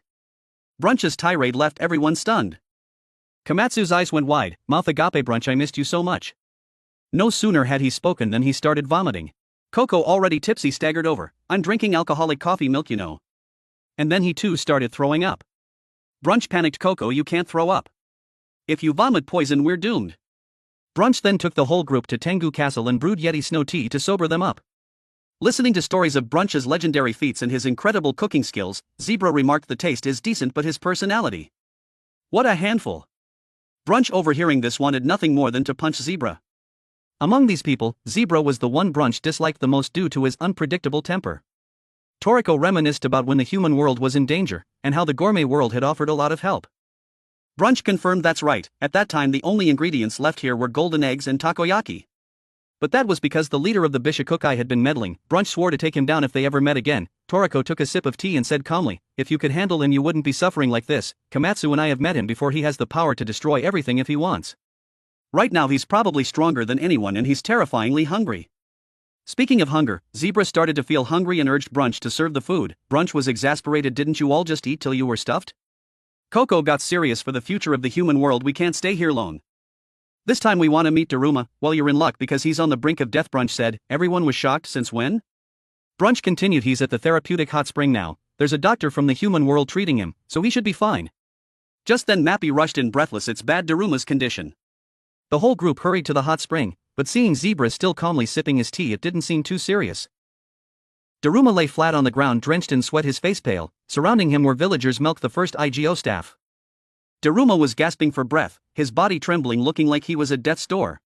Brunch anxiously shouted, "Oh well man, are you okay?" Daruma slowly opened his eyes, a dazed expression on his face. He waved his hand trying to say something, then closed his eyes again. Brunch yelled, "Old man." Daruma opened his eyes again, his lips moving. Brunch leaned in close, "Say whatever you want." "Old man." Before he could say anything, Daruma closed his eyes again. Brunch screamed in despair. Daruma reacted again, but this time Brunch was no longer upset. He slapped Daruma on the forehead. "This is ridiculous. What do you want? Decide if you want to live or die already." Adashino, who had witnessed the entire scene, spoke up. "He's fine, he probably just peeked at someone bathing and got a bit too excited." Hearing this, Brunch was furious. Seeing Daruma's still racing heartbeat and dazed mind, Brunch grew even angrier. He grabbed Daruma's beard and prepared to lash out. Wake up now. You perverted old man." Kamatsu and Sani were stunned to learn that the beautiful woman was none other than Adashino, the genius surgeon who could cure any illness with just a kitchen knife. Even as a gourmet specialist, she was a formidable figure in the human world, but why are her eyes like that? As IGO's number 0 operative, she appeared alongside Master Ichiryu a year and a half ago, Adashino explained, and she's not the only one. Milk is here as well. Milk the first stepped out from behind them. However, compared to his previous appearance, he had lost his left arm. It seemed that the quiet craftsman mentioned by the shopkeeper was indeed the Milk. Milk spoke, but his voice was so soft that the Kamatsu group couldn't hear anything. Only Zebra could hear him. He translated Milk's words for everyone. He's talking about what happened a year and a half ago, and how to capture Acacia's salad air. Milk used soundstones to tell the 4 kings and Brunch how to prepare air, then instructed them to split up and depart in 4 directions. Kamatsu didn't understand why they had to act separately. Wouldn't it be safer and more reassuring to travel together? Adashino explained that it was to avoid the risk of the entire group being wiped out. When the Gourmet World entered night, the climate in Area 8 became much harsher, to the point where even the Spring of Origin couldn't be approached casually. The land leading to the center of Area 8 was originally the rain area. Although it was marked as sea on the map, it was actually a desolate wasteland with all kinds of storms raging. Initially they planned to divide into 10 or 20 groups. But since the targets were the 4 kings, dividing into 4 directions was sufficient. Of course they couldn't accurately determine the location based on the 4 kings alone. They had anticipated this. Therefore they arranged 3 guides, including the talented Aacia Dinner, the food hunter of Kappa Valley Nosh, and the famous chef that everyone knows, Tengu Brunch. Mappy explained that they were the current representatives of the Hex Food World, each with top-notch strength, almost on par with the Hex Food Beast Knights led by himself, Nopakichi and Takishi. Naturally 4 paths and only 3 guides wouldn't be enough, so Mappy would lead the final group himself. Regarding the person following Mappy, he especially emphasized, "You'd better prepare yourself thoroughly." Grandpa Daruma opened his eyes and said to Mappy with reluctance, "Don't push yourself too hard, if possible. I'm serious. If it's really possible, then you absolutely must do it. Although I can't guarantee 100%, I believe you can get air. This old man has a strong feeling that if I can eat air, my illness will be completely cured." Brunch interrupted the rambling old man with disgust. That lecherous old man, the horny Daruma. Why not just try dying once and get it over with? After setting off, Brunch turned to look at Zebra following behind him and laughed loudly. "Ha ha ha, Zebra. Did that lecherous old geezer force you to come along too?" Zebra replied with a blank face. "That old man asked me to help eavesdrop on some things. Consider it the price for exchanging for cooking ingredients, but could it be that all the guys with titles like hermit are horny old men?" Brunch wasn't sure either. Maybe all hermits are like that. But there was no time to think because the group had arrived at Stardust Hill, where countless large and small meteorites rained down like crazy. Each impact with the ground created a small explosion. Crossing this place was no different than going through a heavy artillery battlefield. Zebra, on the other hand, found this place quite interesting. Compared to Bomber Fire, this place is much cuter. But then he wondered, why do I have to team up with that Tengu guy? Barely provoked by him and was close to fighting on the spot. Sani was paired with Nash, who yelled, "Hurry up, mommy. You're kinda slow, let's get air." Sani almost lost it. "It's not mommy, it's Sani. How can you get both syllables wrong when there are only 2? Then Sani suddenly remembered, wait, weren't we supposed to visit Daruma? How did it turn into fetching air for him? And why do I have to team up with this weird Kappa guy? And this hideous outfit, it's so tacky and has absolutely no style." Sensing Sani's impending meltdown, Nash explained, "This is a demon feather cloak, made from the feathers of the mysterious Noko demon bird. It has top-tier defense in the monster world." Sani really couldn't stand Nash's choppy staccato way of speaking. He was just about to walk away when a scorching laser beam swept past him from behind. They were in the plains of the bee's nest, where laser rain fell from the sky. The only way to get through this was to use nimble footwork to constantly dodge. And dodging everything by reflex in such a dense laser rain was truly playing with your life. But this was reality, they had no other way to pass. Meanwhile, Dinner was moving with Koko. He was curious whether Koko had really been on the list of dangerous creatures. Koko didn't dodge the question, admitting frankly, and I'm even more dangerous now than I was then. Then Koko asked Dinner, of the 7 civilizations that once flourished in the gourmet world, aside from the hex food world, are there any others left?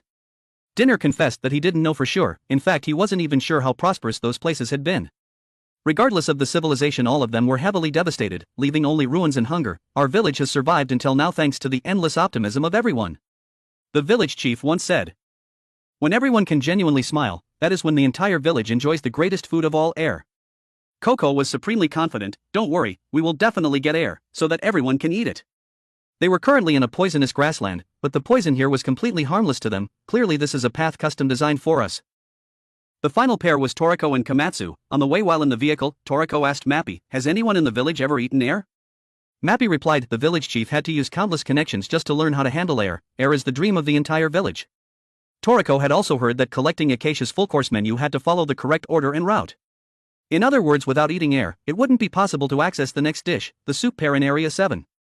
Kamatsu wondered, what effect will eating air actually have? Mappy said, that's hard to say. There are many places in the gourmet world that normal humans cannot pass through. It said there are mountains where you can't breathe, caves where growth speeds up 200,000 times, gates that only souls can enter, and ravines where time flows backwards. Could Acacia's full course be made up of ingredients that help you overcome those places? Regardless of what was said, the core was still about upgrading gourmet cells. If not, as Toriko was feeling, a powerful pressure would come from somewhere, making his entire body unable to move, as if completely locked in place. This was a force of suppression that forced people to submit, and yet Mappy was calm as if nothing was happening. He asked Toriko, you feel it, right? Toriko immediately thought back to Mappy's words, prepare yourself. He understood what Mappy was planning. However, the one who truly wasn't affected was Kamatsu. While Toriko was sweating profusely, Kamatsu was as calm as usual, not feeling it meant not being afraid. Toriko looked around at the scene before him, which shook his very soul. Everywhere were high-level horse species leisurely strolling. Daruma war horses, Janus unicorns, all of them were present. Kamatsu was surprised. What is this? Mappy casually introduced, this is Horse King Hill, the lair of the Horse King Heracles. Toriko was drenched in sweat. He didn't understand why they had to come to such a dangerous place. Kamatsu was trembling, stuttering, unable to utter a single sentence. And yet Mappy remained calm as if nothing were amiss. We, the inhabitants of the gourmet world, able to develop our own civilization, all owe our existence to the protection of the 8 kings from ancient times. We have survived until now because we are sheltered by the 8 kings, therefore we must also offer tribute to the kings. There's no hiding from the kings who rule the entire gourmet world continent. To capture air, one must face the Horse King. Mappy's chosen method was sacrifice. In Mappy's eyes there was now a shimmering haze. We will die here. But I don't know if my life can be exchanged for forgiveness from the Horse King. In the human world the 4 kings are the pinnacle, but in the eyes of the gourmet world's 8 kings, they are mere ants. Toriko felt the air become terrifyingly heavy, as if his entire body was being crushed, unable to breathe. Even raising his hand became incredibly difficult. He struggled to raise his hand, trying to look towards Kamatsu.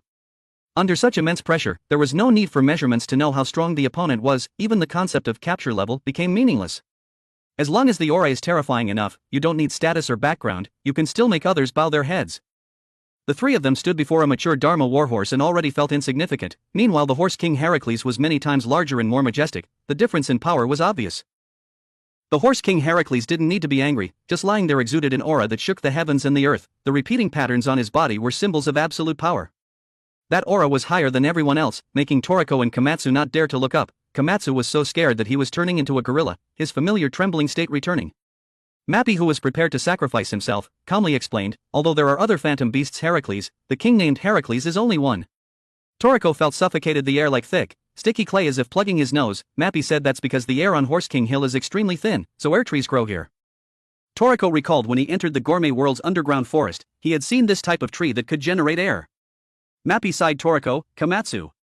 I'm about to die, I'll become fertilizer for the air tree. Toriko had long guessed that Mappy intended to sacrifice himself bravely, he just hadn't expected it would be to become fertilizer for a tree. Mappy gently stroked the air tree. If extremely powerful life is used as nourishment, the air tree will produce extremely high-quality air.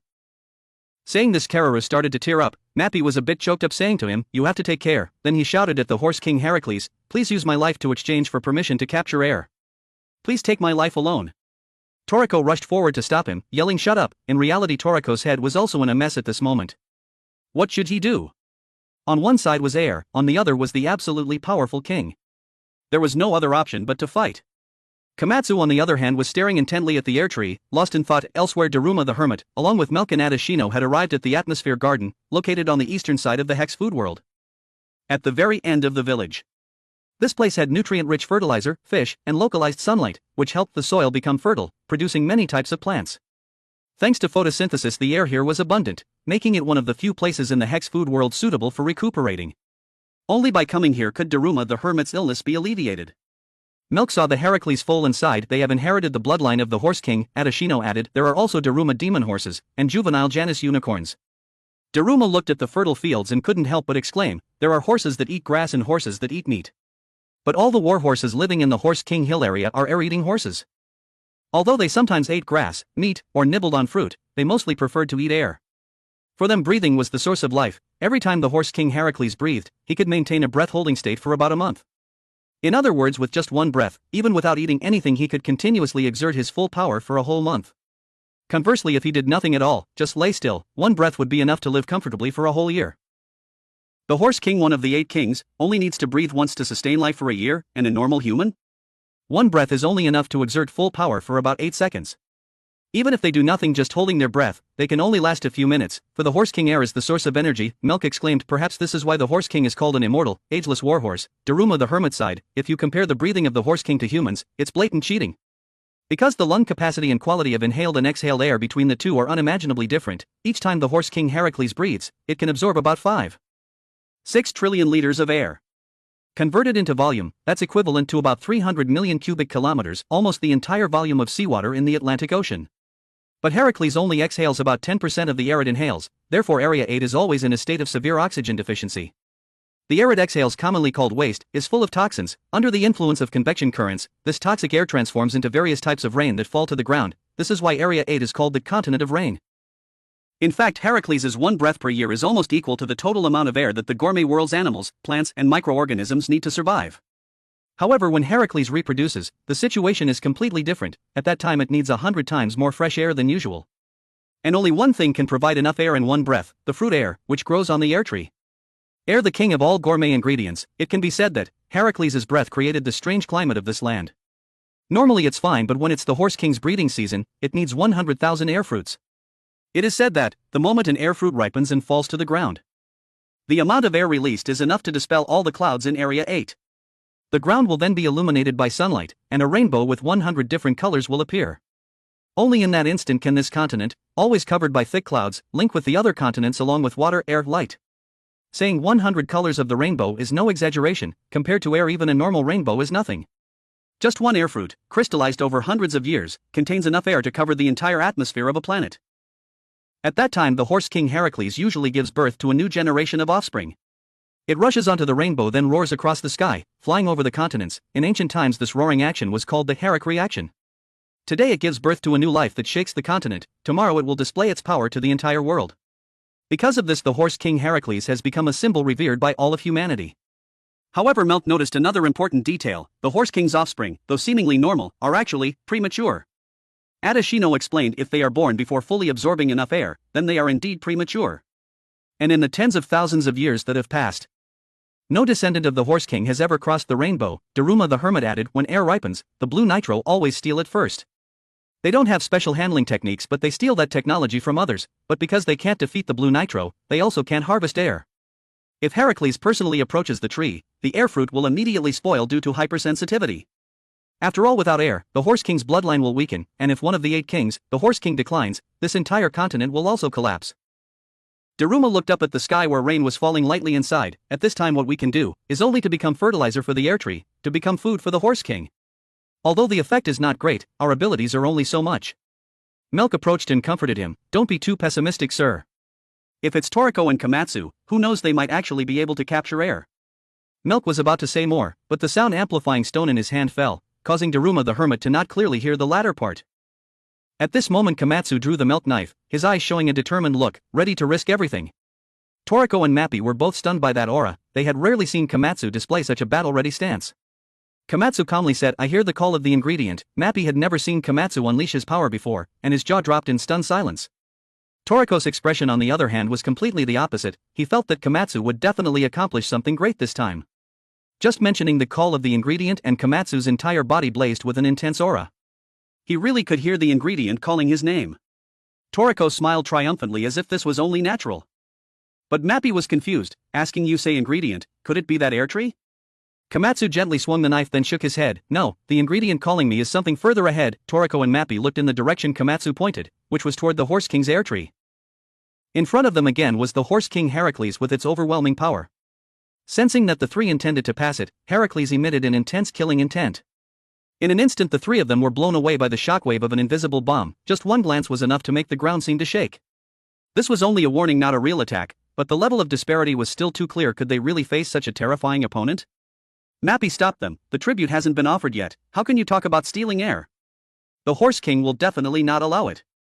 But Toriko had made up his mind. If you don't let us pass, then we have no choice but to use force to break through. Mappy was shocked. Toriko didn't give him time to think, immediately urging take Kamatsu to where air is. If Karuru runs at full speed, it won't be long before you reach it. Mappy was speechless, intending to say he would sacrifice himself here as a tribute, but Toriko interrupted. If you die to offer a sacrifice, then we can't eat air together.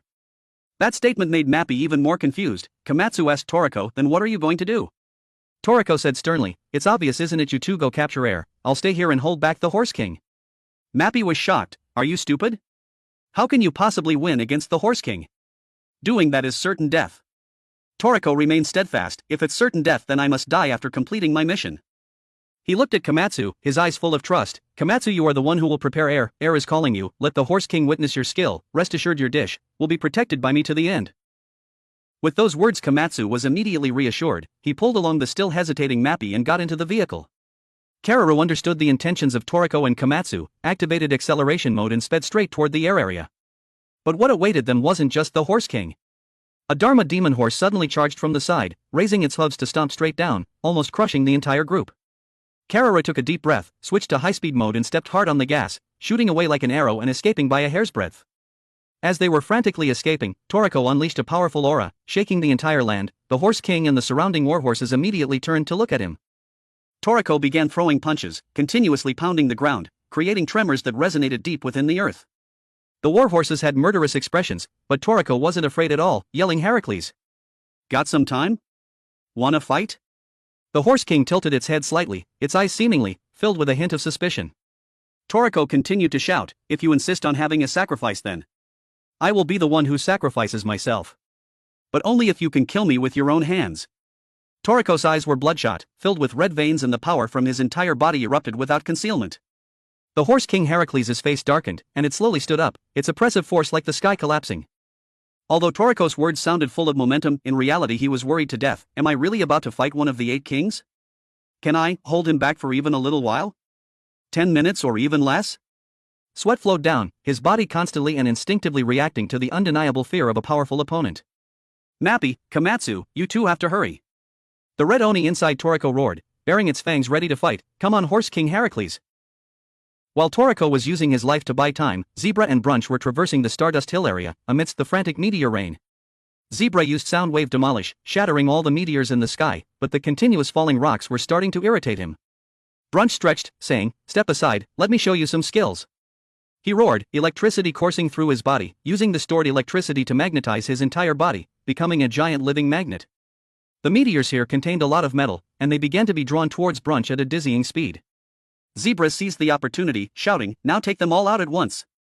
Zebra was ready, yelling, my turn to move aside. Super sound burst. Under the extreme sound waves, all the attracted meteors immediately exploded into rock dust. Meanwhile, at the plains of the bee's nest, Sunny was using his hair to create a protective umbrella, resisting the laser rain that burned like fire. His mind felt like it was about to explode from the heat. In contrast, Nash was running through the lasers as if nothing were happening, dodging precisely like a ninja. He even turned back and urged Sunny, hurry up, old man. Sunny was still trying to cope when the rain suddenly became more intense. The high-intensity laser rain began. Nash then removed his hat, revealing the shiny round plate on his head, the Minton pufferfish headplate.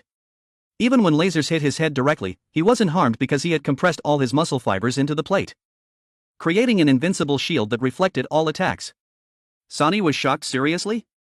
You had such an awesome move and didn't say so earlier. Nash smiled wryly, this move only lasts a few seconds. After that I'll be immobile for a few minutes. I'm counting on you then, Sunny. Sonny froze. I was hoping you would help me. How did it turn into me saving you? With no other choice, Sonny grabbed Nash by the scruff of his neck and ran for his life, unsure when the move would run out, so running first was the only option. At Poison Rain Prairie, Koko and Dinner were strolling leisurely. Koko used a poisonous mist defense to block the poisonous rain, while Dinner carried temporary detoxifying flowers. Both were safe.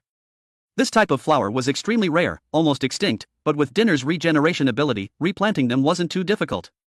However, while they were leisurely strolling, poisonous hail began to fall, a poison so potent that even Koko's poisonous mist was pierced. They fell to the ground and corroded the surface, stronger than sulfuric acid. Koko was stunned. I didn't expect the poisonous hail to have such physical power. Protecting against the poison alone wasn't enough, they had to find a way to resist physical damage as well. They decided not to stop and run straight to Slow Rain Hills. At the same time, Kamatsu and Mappy were also rushing towards Slow Rain Hills.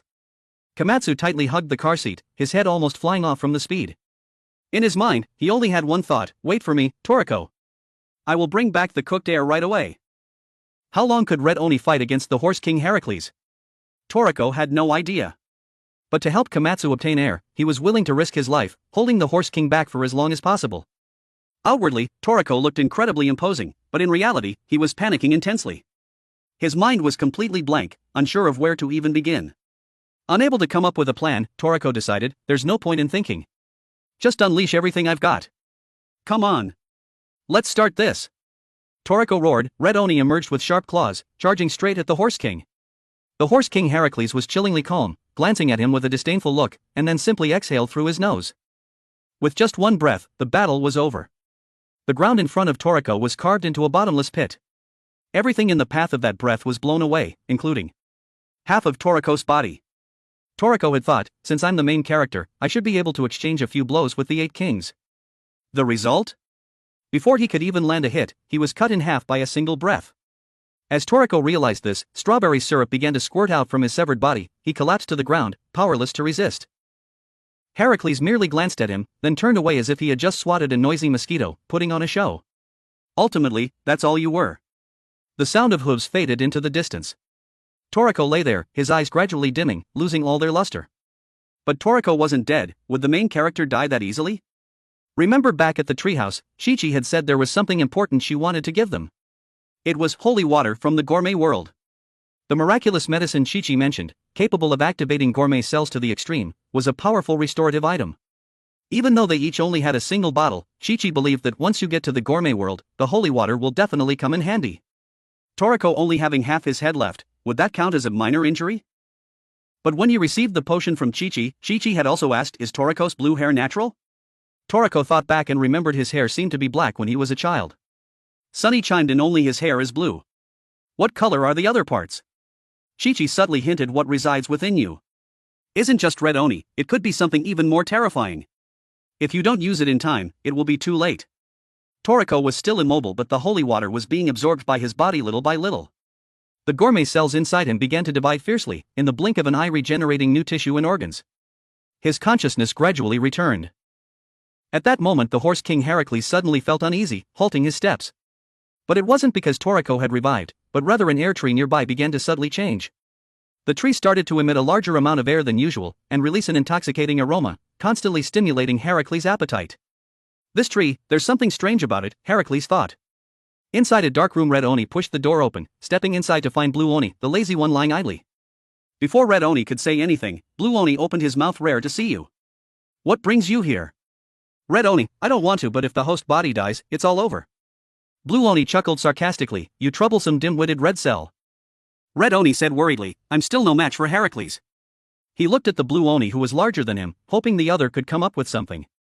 Blue Oni raised his claw, striking out, causing Red Oni to break out in a cold sweat. Blue Oni smirked, if I unleash my power, can that body handle it? Red Oni stammered, thanks to the holy water, the injuries have recovered. If we could eat that ingredient, we might be able to hold on for a few minutes. Blue Oni laughed, interrupting, then let's play a game, although I have no interest in eating that immortal horse, but it's fine for entertainment. At this time the air tree was being infused with life, constantly growing, bustling with air fruits budding. Heracles finally realized that human from before cooked it. In the blink of an eye that air tree had been cooked into an edible fruit, the fruit began to continuously grow and fall.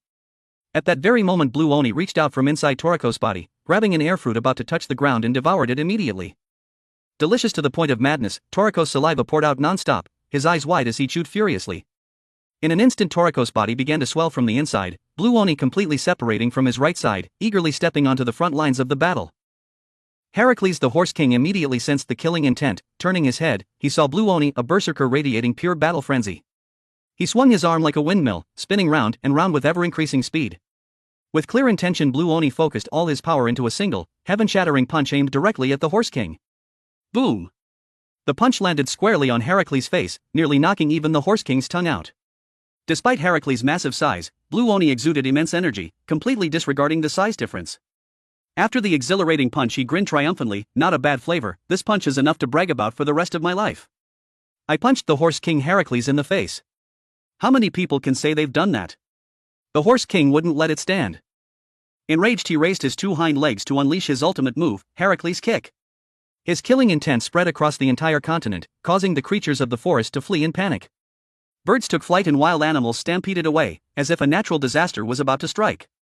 All the animals on the continent were fleeing, even the slowest species were sprinting at top speed. In the atmosphere, garden hermit Daruma and Milk also felt the tremor. Daruma trembled. The Horse King is fighting? Mappy didn't finish the ceremony? What have Toriko and the others done? Milk's expression was grave. He clearly understood what was happening, but now all he could do was believe in Toriko. At the entrance to the food space, Terry, Kiss and the other beasts also sensed the terrifying aura. From the body of the watermelon octopus, three small adorable creatures emerged, climbing towards the cave entrance. It was their time to join the fray. As the Horse King unleashed his kick, the rushing air swirled into a vortex, engulfing the sky. Within that vortex, blue oni was at the peak of his excitement. If that punch had landed perfectly, who knows, I might have been able to fly straight into space for a joyride. He looked at Toriko. Try to survive, okay? Even though Red Oni and I are different, we are both parts of the appetite inside you. Toriko slowly stood up. His black hair fluttered in the wind. His sharp eyes and demeanor even more intense than his previous blue hair, resembling Star June. At the same time, Kamatsu and Mappy raced towards slow rain hills. Only one thought occupied Kamatsu's mind: I have to cook air as soon as possible. He tried to jump out of the vehicle, but even the slightest movement felt like his body was being crushed, making movement incredibly difficult. Mappy explained air is close by, but due to the influence of the air fruit, the air here is incredibly dense, making it feel like you're walking underwater. A familiar voice chimed in, spot on. Moving around here feels just like swimming. Kamatsu turned around, it was Zebra. Zebra said Brunch went to get the knife. A chef is useless without a knife. Only the specially crafted knife of the first melt can handle air. Kamatsu said anxiously, Toriko is fighting the Horse King, we have to cook air right away. Zebra remained calm, muttering sound travels faster in liquid than in air. A supersonic shot from here should definitely reach him. Embracing Kamatsu with one arm and pulling Mappy with the other, Zebra activated his sonic speed, arriving in front of air in a flash. On the other side, Brunch also drew his 40-meter knife, exclaiming in surprise, this knife is so big, it could split the entire continent in half. Compared to the knife Kamatsu used, this one was a true heaven-cleaving greatsword. On the way he encountered Sunny, who was using his hair for super speed movement. With hundreds of long strands of hair constantly pulling and jerking, he improved his speed and maneuverability, overcoming his previous weaknesses. Sunny shouted, Nosh. Do something too. Nosh, hugging a huge bundle of food, replied, don't rush me. I am doing something. This is a load of ingredients I just gathered. Brunch thought, these two really aren't in sync at all. From a distance Kararu rushed towards them. Wait, wasn't Kararu carrying Kamatsu? No, on the vehicle were Koko and Dinner. Koko used his poison body to create a Kararu clone for convenient high-speed transportation. Better than sheltering from the rain with an umbrella like before. Brunch chuckled, this bunch, each of them is a monster. If they continued at this pace, everyone would converge at air immediately. Brunch unleashed electricity, rushing towards air. Kamatsu stared in awe at the hovering, ripe red air fruit. This is the king of all ingredients, air? But it wasn't yet time, he said to Mappy, air isn't fully ripe yet. Cooking it now isn't the right time. Mappy was shocked. What? You called me here and the fruit isn't even ripe yet? Kamatsu pondered, his expression worried. Not ripe, can't be cooked. They had finally found air, but it wasn't ripe. What was happening? Just then, Koko, Sunny, and Brunch arrived. Koko exclaimed in amazement, this is the food king? It looks to be 500 meters wide. But the important thing wasn't its size, it was why the fruit wasn't ripe. What were they to do? Kamatsu continued to explain, based on what the first milk had said, if we follow his exact cooking method, we can indeed handle this air fruit. But the deliciousness will only reach about 70%. To unlock the true flavor, we have to wait until the fruit is fully ripe and just touching the ground. The instant it touches the ground, that's the best time to cook it. Dinner asked why wait for the moment it touches the ground? Is there any proof? Zebra looked annoyed. Why should we believe that guy? Brunch spoke up. Kamatsu can hear the voice of the ingredients. Then Kamatsu explained further, if we can cook air right when it falls to the ground, the deliciousness will increase from 70 to 100%. Koko suddenly realized, so, the Nitro's cooking method isn't perfect? Sunny laughed, well then, serves them right. Even if they steal air, if they don't know how to prepare it properly, they can't enjoy its true flavor. See? That's why having a professional in the team is so important. Nash then asked, if we have to wait until it's ripe, are we just going to stand here and stare? Toriko can't wait any longer. Everyone immediately fell into thought, searching for a solution. Brunch came up with a hypothesis, because the slow rain hills region has an extremely high air density, not only does the rain slow down, but everything slows down. Maybe that's what's making air ripen slower. The whole group was stunned, no one had ever considered this. To prove it, Brunch pulled out the knife crafted by the first milk, the blade so sharp it could cut through air itself. Kamatsu felt his whole body lighten, all the pressure vanishing. Brunch declared, I'll cut through the air surrounding air, helping it ripen faster. Kamatsu was still uneasy, that's not enough, we need to provide more nutrients. Zebra took out a pile of food, these are the things that fell with the meteor shower at Stardust Hill. Nash brought a bunch of snails and insects he had caught at the plains of the bee's nest. Dinner also had some fruit gathered at Poison Rain Prairie. Sunny frowned, collecting stuff while running away? These things look horrifying. Kamatsu was delighted, ugly is fine as long as it's nutritious. The problem was there were still too few ingredients. Dinner confidently took on the task, leave it to me, I'm a regeneration specialist, I'll multiply the quantity. Nash then said, I'll prevent air from touching the ground before cooking. To avoid any shocks. The others followed Kamatsu to prepare the kitchen. Everyone worked together for an air fruit that reached 100% deliciousness. Mappy teared up at the sight, Kamatsu scolded gently, don't just stand there getting emotional. Hurry up and help me. Mappy wiped away his tears and nodded, now's not the time to cry. We have to seize every second and bring air back to Toriko as soon as possible.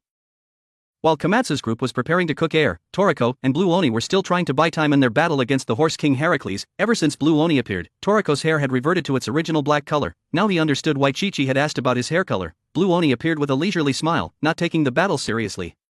He scoffed, you're really reckless. Pushing yourself to protect something, turns out it's because you're pregnant?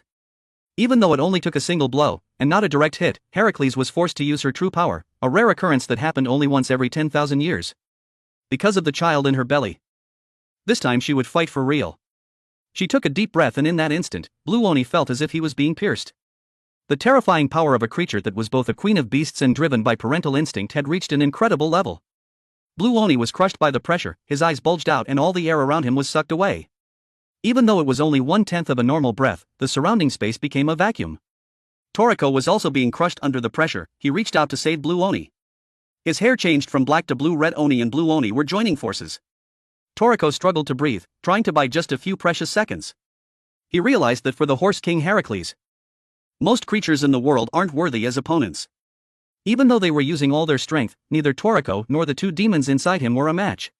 Heracles had once unleashed gourmet breath, wiping all living things from the world, except for herself, with a single inhale, and now she was using that move on Toriko. Meanwhile, on the other side, Kamatsu's group was sprinting to finish cooking air. Brunch was flying into the air, slashing at the air around air to reduce the pressure. What seemed like a simple act of cutting air actually required incredible skill. If he accidentally cut the fruit, all their efforts would be in vain. Dinner was using his medicines to clone the ingredients and fertilize the roots of the air tree. The air cutting method of ripening the fruit began to take effect. Now it was Kamatsu's turn to perform. He drew the knife of the first milk and began to follow the instructions he had been taught. However, a major problem arose. Inside the air fruit was a large amount of air. Due to the pressure difference with the outside, the air was swirling inside the fruit, causing the skin to swell and leak air. Zebra quickly plugged the leaks with ultrasonic plugs. Kamatsu exclaimed, a fruit with a diameter of more than 500 meters, filled with delicious air inside. If we follow the traditional method, we would have to release it slowly, leading to a 30% loss of flavor. The solution was, keep the fruit in its original shape, wait for the exact moment it falls, and then release all the air accurately. If we can do that, even if the air escapes, the deliciousness will still remain inside. Sunny was surprised, isn't the flavor in the air? Wouldn't releasing it all mean losing everything? Kamatsu smiled, if the fruit exploded, then yes, we'd lose it all. But if we keep the skin intact, we won't. He asked Sunny to use his hair to tie around the air fruit to maintain its shape. Sunny panicked, easier said than done. This fruit is as big as a planet, how can I tie it? Zebra reported, I've plugged all the leaks. Kamatsu thanked him and then asked Koko to release some toxins, applying pressure to the fruit to precisely control the ripening point. Kamatsu slowly peeled away the outer skin and then continued to dig deeper into the flesh of the fruit. Depending on the region, the texture of the skin was completely different, requiring him to carefully listen to the whispers of the ingredient. If he deviated by even a millimeter, the entire ripening rhythm of the fruit would be disrupted, leading to a complete explosion. This was truly a tightrope walk over the air fruit, a super-level ingredient.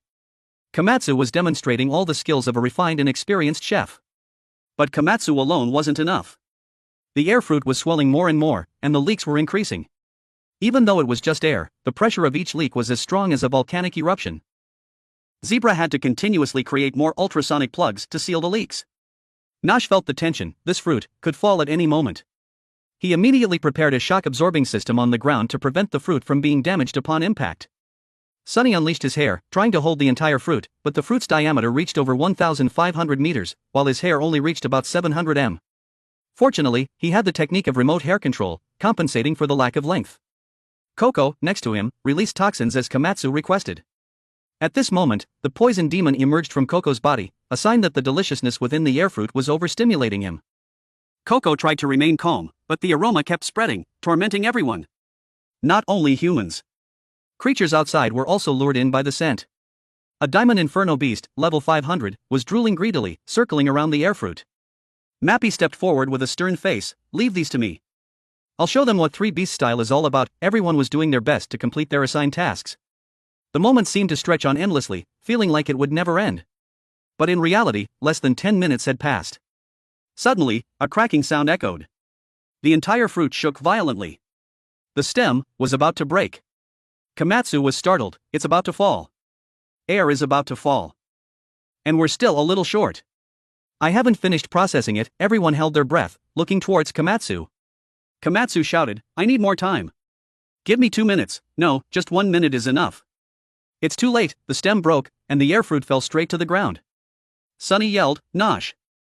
Nosh roared and used all his strength to create a giant, cushioned head, catching the enormous air fruit. The fruit was so large that Nosh's head turned red from congestion.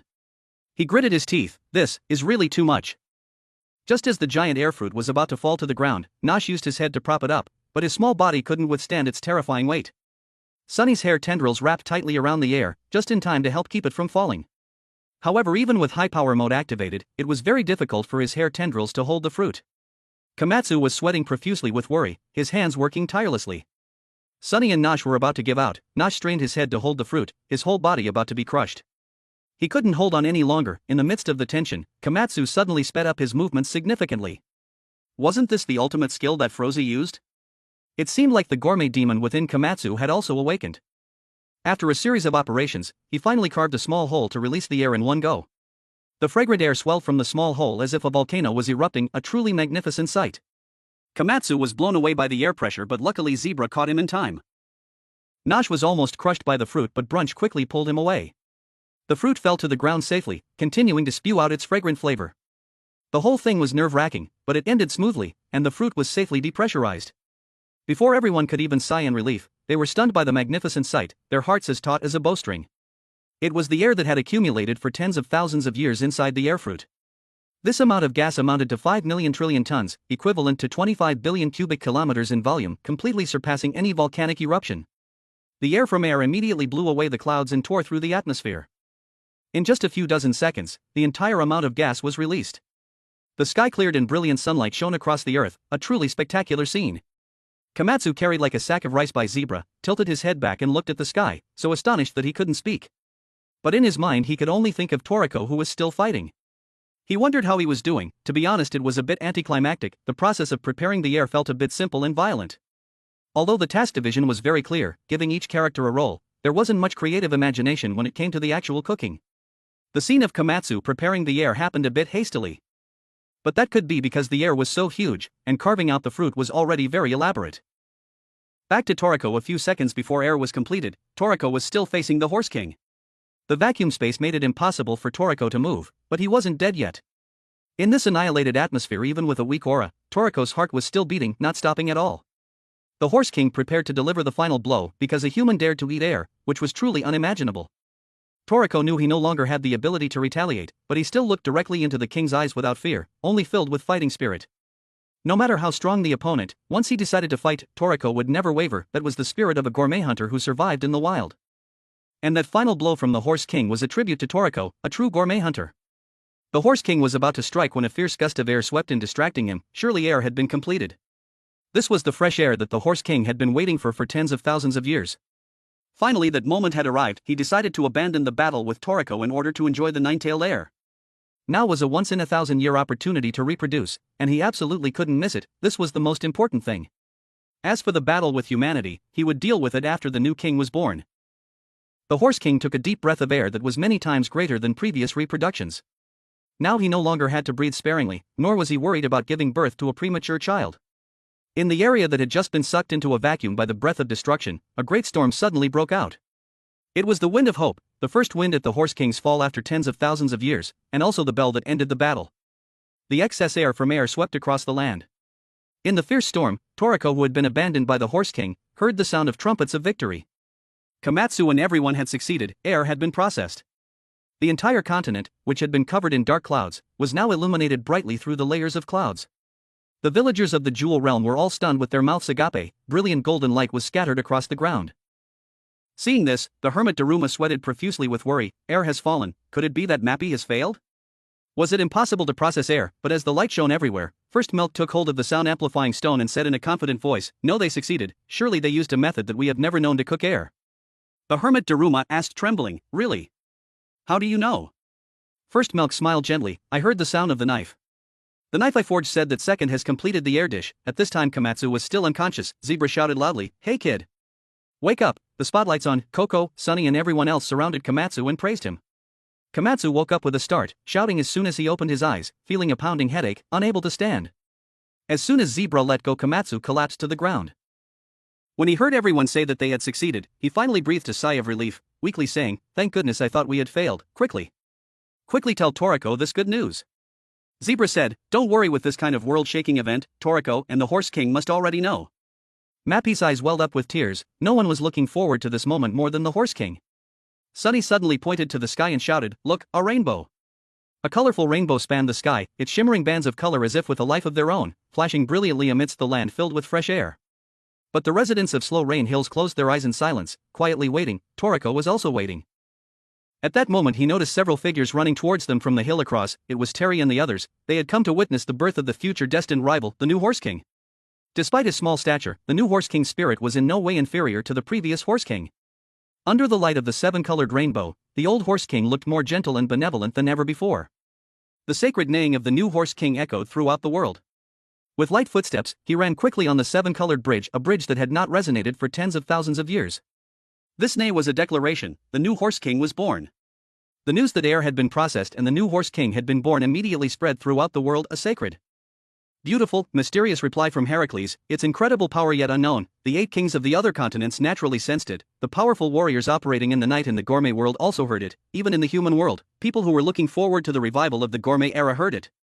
Ippon felt a surge, saying, "Something happened in the gourmet world." Rin was even more excited. Toriko succeeded. Milk the Second shouted happily, "I heard it too. I even heard Kamatsu's knife." Toriko's fiancé was both happy and moved. "My husband is truly amazing." Everyone was happy. Only Zong, who was still picking his nose and missed the opportunity to be in the picture. President Mansam smiled brightly. "All right, it's time to open the path. Let's open the infrastructure line into the gourmet world." Warm sunlight shone across the land, and from the ground came sounds of pop pop pop, and then a series of brilliant flowers bloomed across the hills, blending with the sunlight to create a picture full of color and life. After the nutritious air was released from the air fruit, the plants began to awaken, creating a mesmerizing scene. The land that had been covered by dark clouds was now transformed into a continent of brilliant flowers.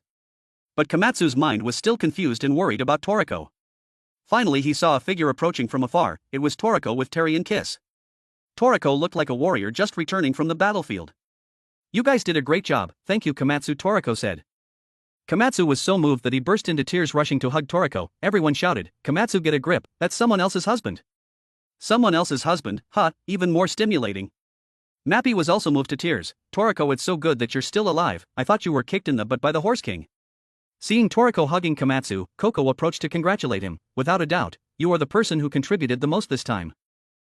Toriko just laughed and said, "I was just trying to buy some time." But Koko recognized that Toriko's aura was completely different, as if something inside him had awakened. The electromagnetic waves also detected it, and so did Kamatsu. Both of them had grown more after the battle. Sunny also teased, Toriko is really lucky. Yeah, if those things hadn't happened, I wouldn't have made it through. Toriko sighed. Kamatsu quickly asked, Toriko, what about the Horse King? Toriko replied, I also tried to invite her to eat together, but she looked very satisfied at the moment, probably resting. Toriko looked at the giant air fruit behind him. This is Acacia's air, what a terrifying existence. I can clearly feel the flavor vibrating.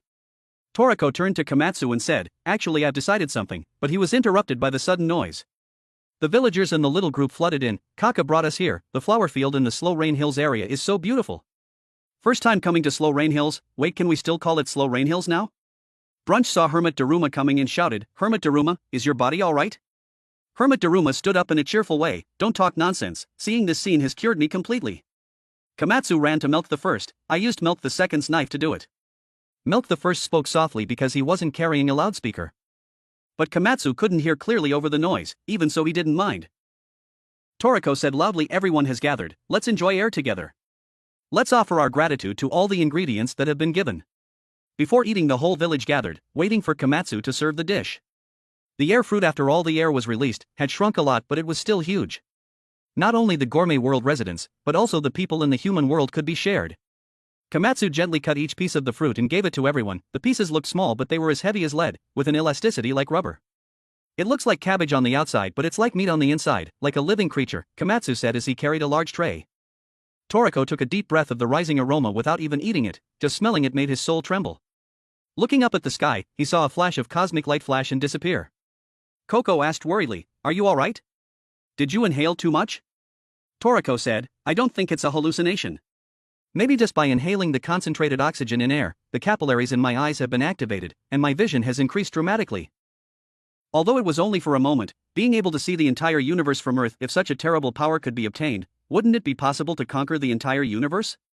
Toriko picked up the piece of fruit and turned to Koko saying, Acacia's full course as expected, contains an unimaginable power. Koko had already anticipated it to some extent, but hearing Toriko say so, he became even more convinced. Sunny and Zebra also realized this, the entire course of the gourmet god Acacia, even in the gourmet world, was at the pinnacle of flavor. And yet the monsters hidden within them had not yet revealed themselves. Sunny wondered, could it be that the monster inside me is giving this power to Toriko?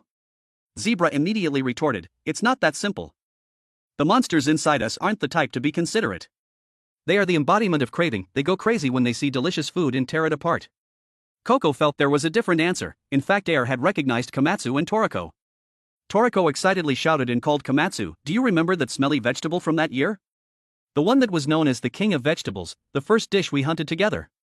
You once advised me to put it on the full course, I hesitated, but now it's different. Air's taste is so perfect, the aroma is captivating, the flavor goes without saying, and it also has a miraculous effect on the body. That's the first ingredient we hunted in the gourmet world. It's also the starting point to return to the human world. Actually, I had decided before eating it, Kamatsu didn't need to hear any more to understand. Right when he was cooking, he had already felt it. Toriko shouted, please everyone listen. Thanks to everyone we were able to capture Acacia's salad, which is air. I want to make it the salad on my full course. Everyone applauded in agreement, so in Toriko's course there was only a main course, a side dish, and a dessert missing. The main course will surely be the mythical meat. Some people said that BB corn or rainbow fruit weren't good enough, but in fact it's not that. The more top-notch the ingredients, the better, but the most suitable is the best. If you just keep chasing after the highest class, you'll just get caught in the trap that others set up. Finding yourself surpassing yourself is what's meaningful. After sharing the air and congratulating Toriko on completing the salad of his life, the feast continued until evening. The sky was clear and cloudless, filled with sparkling stars, as if they could fall at any moment. Everyone had happy smiles on their faces, singing and dancing merrily. Everyone secretly hoped that this light would never fade, and hoped that it would spread all the way to the human world. But where there is light there is darkness. In the shadows, Teepe's group was secretly preparing to act. Brunch prepared dishes such as grilled air meat, mixed salads and vegetables stir-fried with basil. Every cooking method he could think of was tried. But the common conclusion of everyone was, eating it raw is still the best. Worthy of being air the main dish on Acacia's menu, its pure natural flavor surpassed all cooking methods. Mappy was eating and crying, I'm so moved. If it weren't for Toriko, I wouldn't have been able to see this peaceful and happy scene now. Wah! This is our dream and hope, to live and eat together with the whole village. It's really too wonderful. Hermit Daruma also swayed emotionally, that's right, that's right. For this day I have suffered so much. But it's true, eating it raw is still more delicious, he said with a smile as he chewed. Brunch put his hands on his hips and said, "Hey old man, weren't you sick?" Kamatsu wasn't surprised, it's easy to understand. Because no one has ever eaten air before, we have to study from the beginning. But I really like the feeling of thinking about how to make this air dish the most amazing salad for Toriko's menu. However, Koko reminded, everyone is easily fascinated by the flavor and forgets the true value of air. Eating this legendary air is not only simply delicious but also has the ability to cure all diseases. Due to the surge in oxygen intake through respiration, blood circulation also increases and metabolism is strongly activated. All bodily functions are increased many times over. After one breath, light scratches disappear. After 2 breaths, cuts close. After 3 breaths, even deep wounds begin to heal. If you maintain continuous breathing, fractures and severe burns can also be healed. Not only that, after eating air, it doesn't matter if you don't breathe for a long time, you can even dive for hours underwater or live for days in a place with absolutely no oxygen. Koko's thoughts were interrupted by Sunny's question, "Koko, what's wrong with your hand?" Koko looked back and realized that without him noticing, his hand had turned into the hand of Poison Devil. Sunny also noticed that there was something different about his hand, it looked disgusting, the devils in their gourmet cells had all manifested. But Zebra said calmly, "It's not that it ran out, but it has actually become a part of our bodies." He raised his arm that looked like a piece of black charcoal, "Now it can move according to my will." That meant that they had begun to control the monsters inside their gourmet cells. Although it was only one arm now, sooner or later the whole body would be integrated. This is the greatest effect of Acacia's full course. After hearing Zebra's words, Sunny not only didn't feel relieved but instead became even more worried. Sooner or later I'll become a glowing-haired monster like that? That's so gross. No way, no way. Zebra looked confused, no way to what? Seeing that his arm had returned to normal, Sunny finally breathed a sigh of relief. Toriko silently looked at his hand, lost in thought. Hermit Daruma spoke up to remind him, not everyone possesses that talent.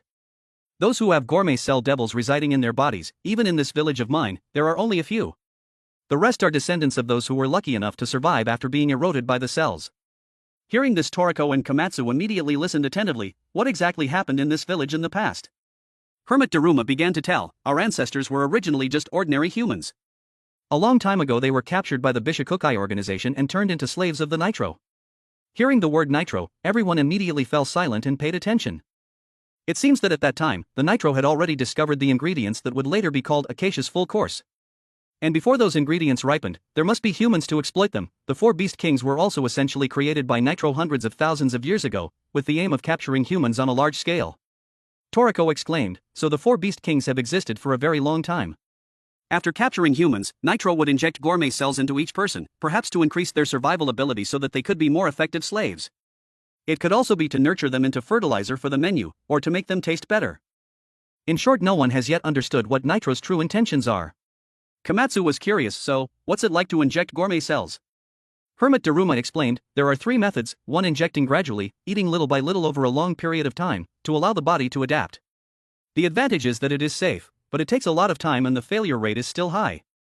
2 direct injection, inject the cells directly into the body. This method helps to adapt quickly, but if it fails, the person will be eroded by the gourmet cells, turning into a monster, even losing their life.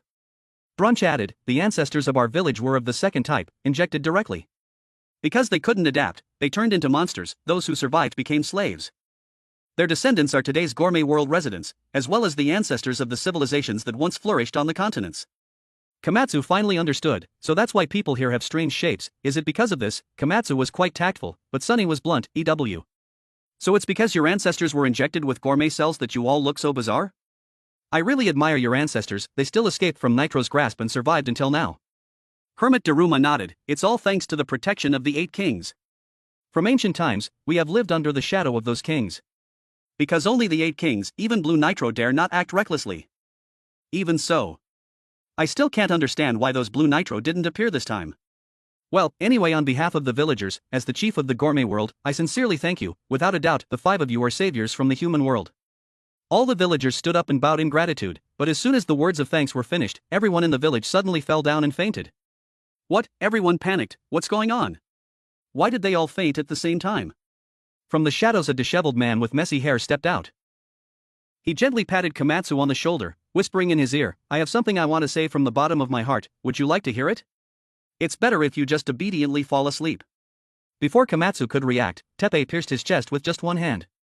The first to react was Toriko, but it was too late. As soon as he turned his head, he saw Kamatsu's heart being pulled out, then crushed by Teepe on the spot. Kamatsu immediately spat out blood, his eyes filled with horror and pain. Toriko's face was splattered with hot blood, and he couldn't believe that this nightmare had come so quickly. Filled with worry and anger, he screamed in pain, "Kamatsu!" But don't worry too much, because according to the protagonist's logic, Kamatsu will surely awaken his devil soon, and reforming his body is only a matter of time. At this moment, a familiar scene of a door opening appeared again, carrying the ominous sign as always. A grayness swirled through and Blue Oni pushed the door open and stepped inside. The space inside looked very large, with countless tables and chairs. And among those empty tables and chairs, there was someone wearing a napkin, already sitting down. Blue Oni walked behind him and asked, "So delicious you've gone crazy?" Red Oni smiled, "It's really an amazing flavor. A part of my body has awakened, it's all thanks to you." Blue Oni looked annoyed, "If I ever meet that horse again, I won't play around anymore. I'll just kill it." Red Oni raised his glass, his eyes deep, "It seems the world out there excites you." Blue Oni grinned, "What else is fun for us besides eating? I also want to eat quickly, eat until I can't swallow anymore." Red Oni could only sigh, "There's no way around it now. A different world." Blue Oni smiled mysteriously, "That arm will have a chance to show itself soon, let me see how strong you are." Toriko's shout also awakened the other 3 members of the 4 heavenly kings. When they saw Kamatsu being pierced through the chest, the group immediately took out holy water of recovery to save his life. But before they could do anything, a vine like a whip stretched out from Teepe's arm, smashing all the bottles of holy water. The other people in the village, those who had not been defeated by the poisonous snake, also began to appear. Shigematsu smiled faintly, "Breath of eternal sleep, it should have been enough to stop the heart with just one breath. I didn't expect there were still so many people who could sense the instability and survive until now." He glanced at Milk the First, Adashino and the others, intending to talk nicely with them. "After all, they were about to go to heaven. We are Neo and we came to get air, you don't need to care about anything." Toriko hugged the seriously injured Kamatsu tightly, his face full of gloom, his voice so heavy that the air suffocated, "Shut your mouth, I don't care what you want, because in a few seconds you'll all be dead." Kamatsu's chest had been pierced, his heart was torn out. It seemed impossible to save him, but the others still had a chance. Brunch immediately used a defibrillator to perform CPR on everyone. Sunny used his hair to create wings blowing away the remaining poisonous gas. The large snake, seeing Sunny interfering, lunged to attack him from behind, but Zebra had already detected its location and forced it to swallow a chain of sonic bombs. Boom! The bombs detonated inside the snake's stomach, tearing through its throat. In an instant the snake collapsed on the spot. Toriko carried Kamatsu and handed him over to the gourmet surgeon Adashino. Adashino immediately drew her revival kitchen knife. Dinner also brought out a visceral fruit, a type of fruit used in medicine. Toriko was trembling with rage, barely able to contain his anger, and said, please save Kamatsu." After he finished talking, he widened his eyes and yelled, "Please, no one is allowed to interfere with this." At this moment Toriko's left arm had transformed into a red Oni arm, the bulging muscles overflowing with power. Shigematsu was dismissive, taunting, "Toriko, what's with that look? Don't tell me you intend to take on all of us by yourself?" Brunch, Sunny and Milk were all stunned, but only for a moment, because Toriko acted too quickly. He only needed one hand to deal with them one by one before they could even scream. Their heads were flying off their necks. Shigematsu realized right now, Toriko had become unimaginably strong, but it was too late. As he prepared to make a move, Toriko was already right in front of him. "By Shigematsu, go down there and kneel before Godfather Ichiryu and apologize. This technique is the last of my mercy for you." Even though Toriko held back, Shigematsu still couldn't withstand the firepower of the infinite punch. He was sent flying away by the punch. Finally there was Teepe, the one who had directly injured Kamatsu. Toriko absolutely couldn't forgive him. He poured all of his strength as if possessed, and swung his fist at Teepe. But Teepe blocked every blow, his solid muscles rubbed against the tree roots, creating a chilling crack sound. Tepe's face was expressionless, showing no hint of murderous intent. Toriko's eyes were bloodshot, filled with murderous intent. "There's no way I'll ever forgive someone as awful as you, Teepe." While Toriko was facing off against Teepe, Shigematsu was being flung through the air like a bullet by the infinite punch. A level 498 spiked turtle, a reptile, tried to swallow him whole. Like a lucky find. But the force of the punch hadn't dissipated. Just as the turtle opened its mouth to swallow Shigematsu, the remaining power from his body pierced through the turtle's throat. Flying straight through its head, Shigematsu continued to be launched into the air. The sound of the impact attracted a flock of manta birds. They eagerly swooped in surrounding him. More and more birds gathered, opening their blood-stained beaks, wanting to swallow him in one gulp. At that moment Shigematsu regained consciousness. An image of President Ichiryu smiling flashed in his mind. "Shigematsu, I really like your ambition, because I have no desire. You're the most suitable to be vice president." Remembering the president's words, Shigematsu shed tears. He blamed himself for betraying that trust and those expectations. If that's the case, then let me use this life to satisfy Mother Nature's hunger. In less than 2 minutes since his appearance, Shigematsu had part of his body devoured by wild beasts, and the rest absorbed by the air tree as fertilizer. Before heading out, Toriko had asked Mansam, is it possible to restore those manipulated by Joie to their former state?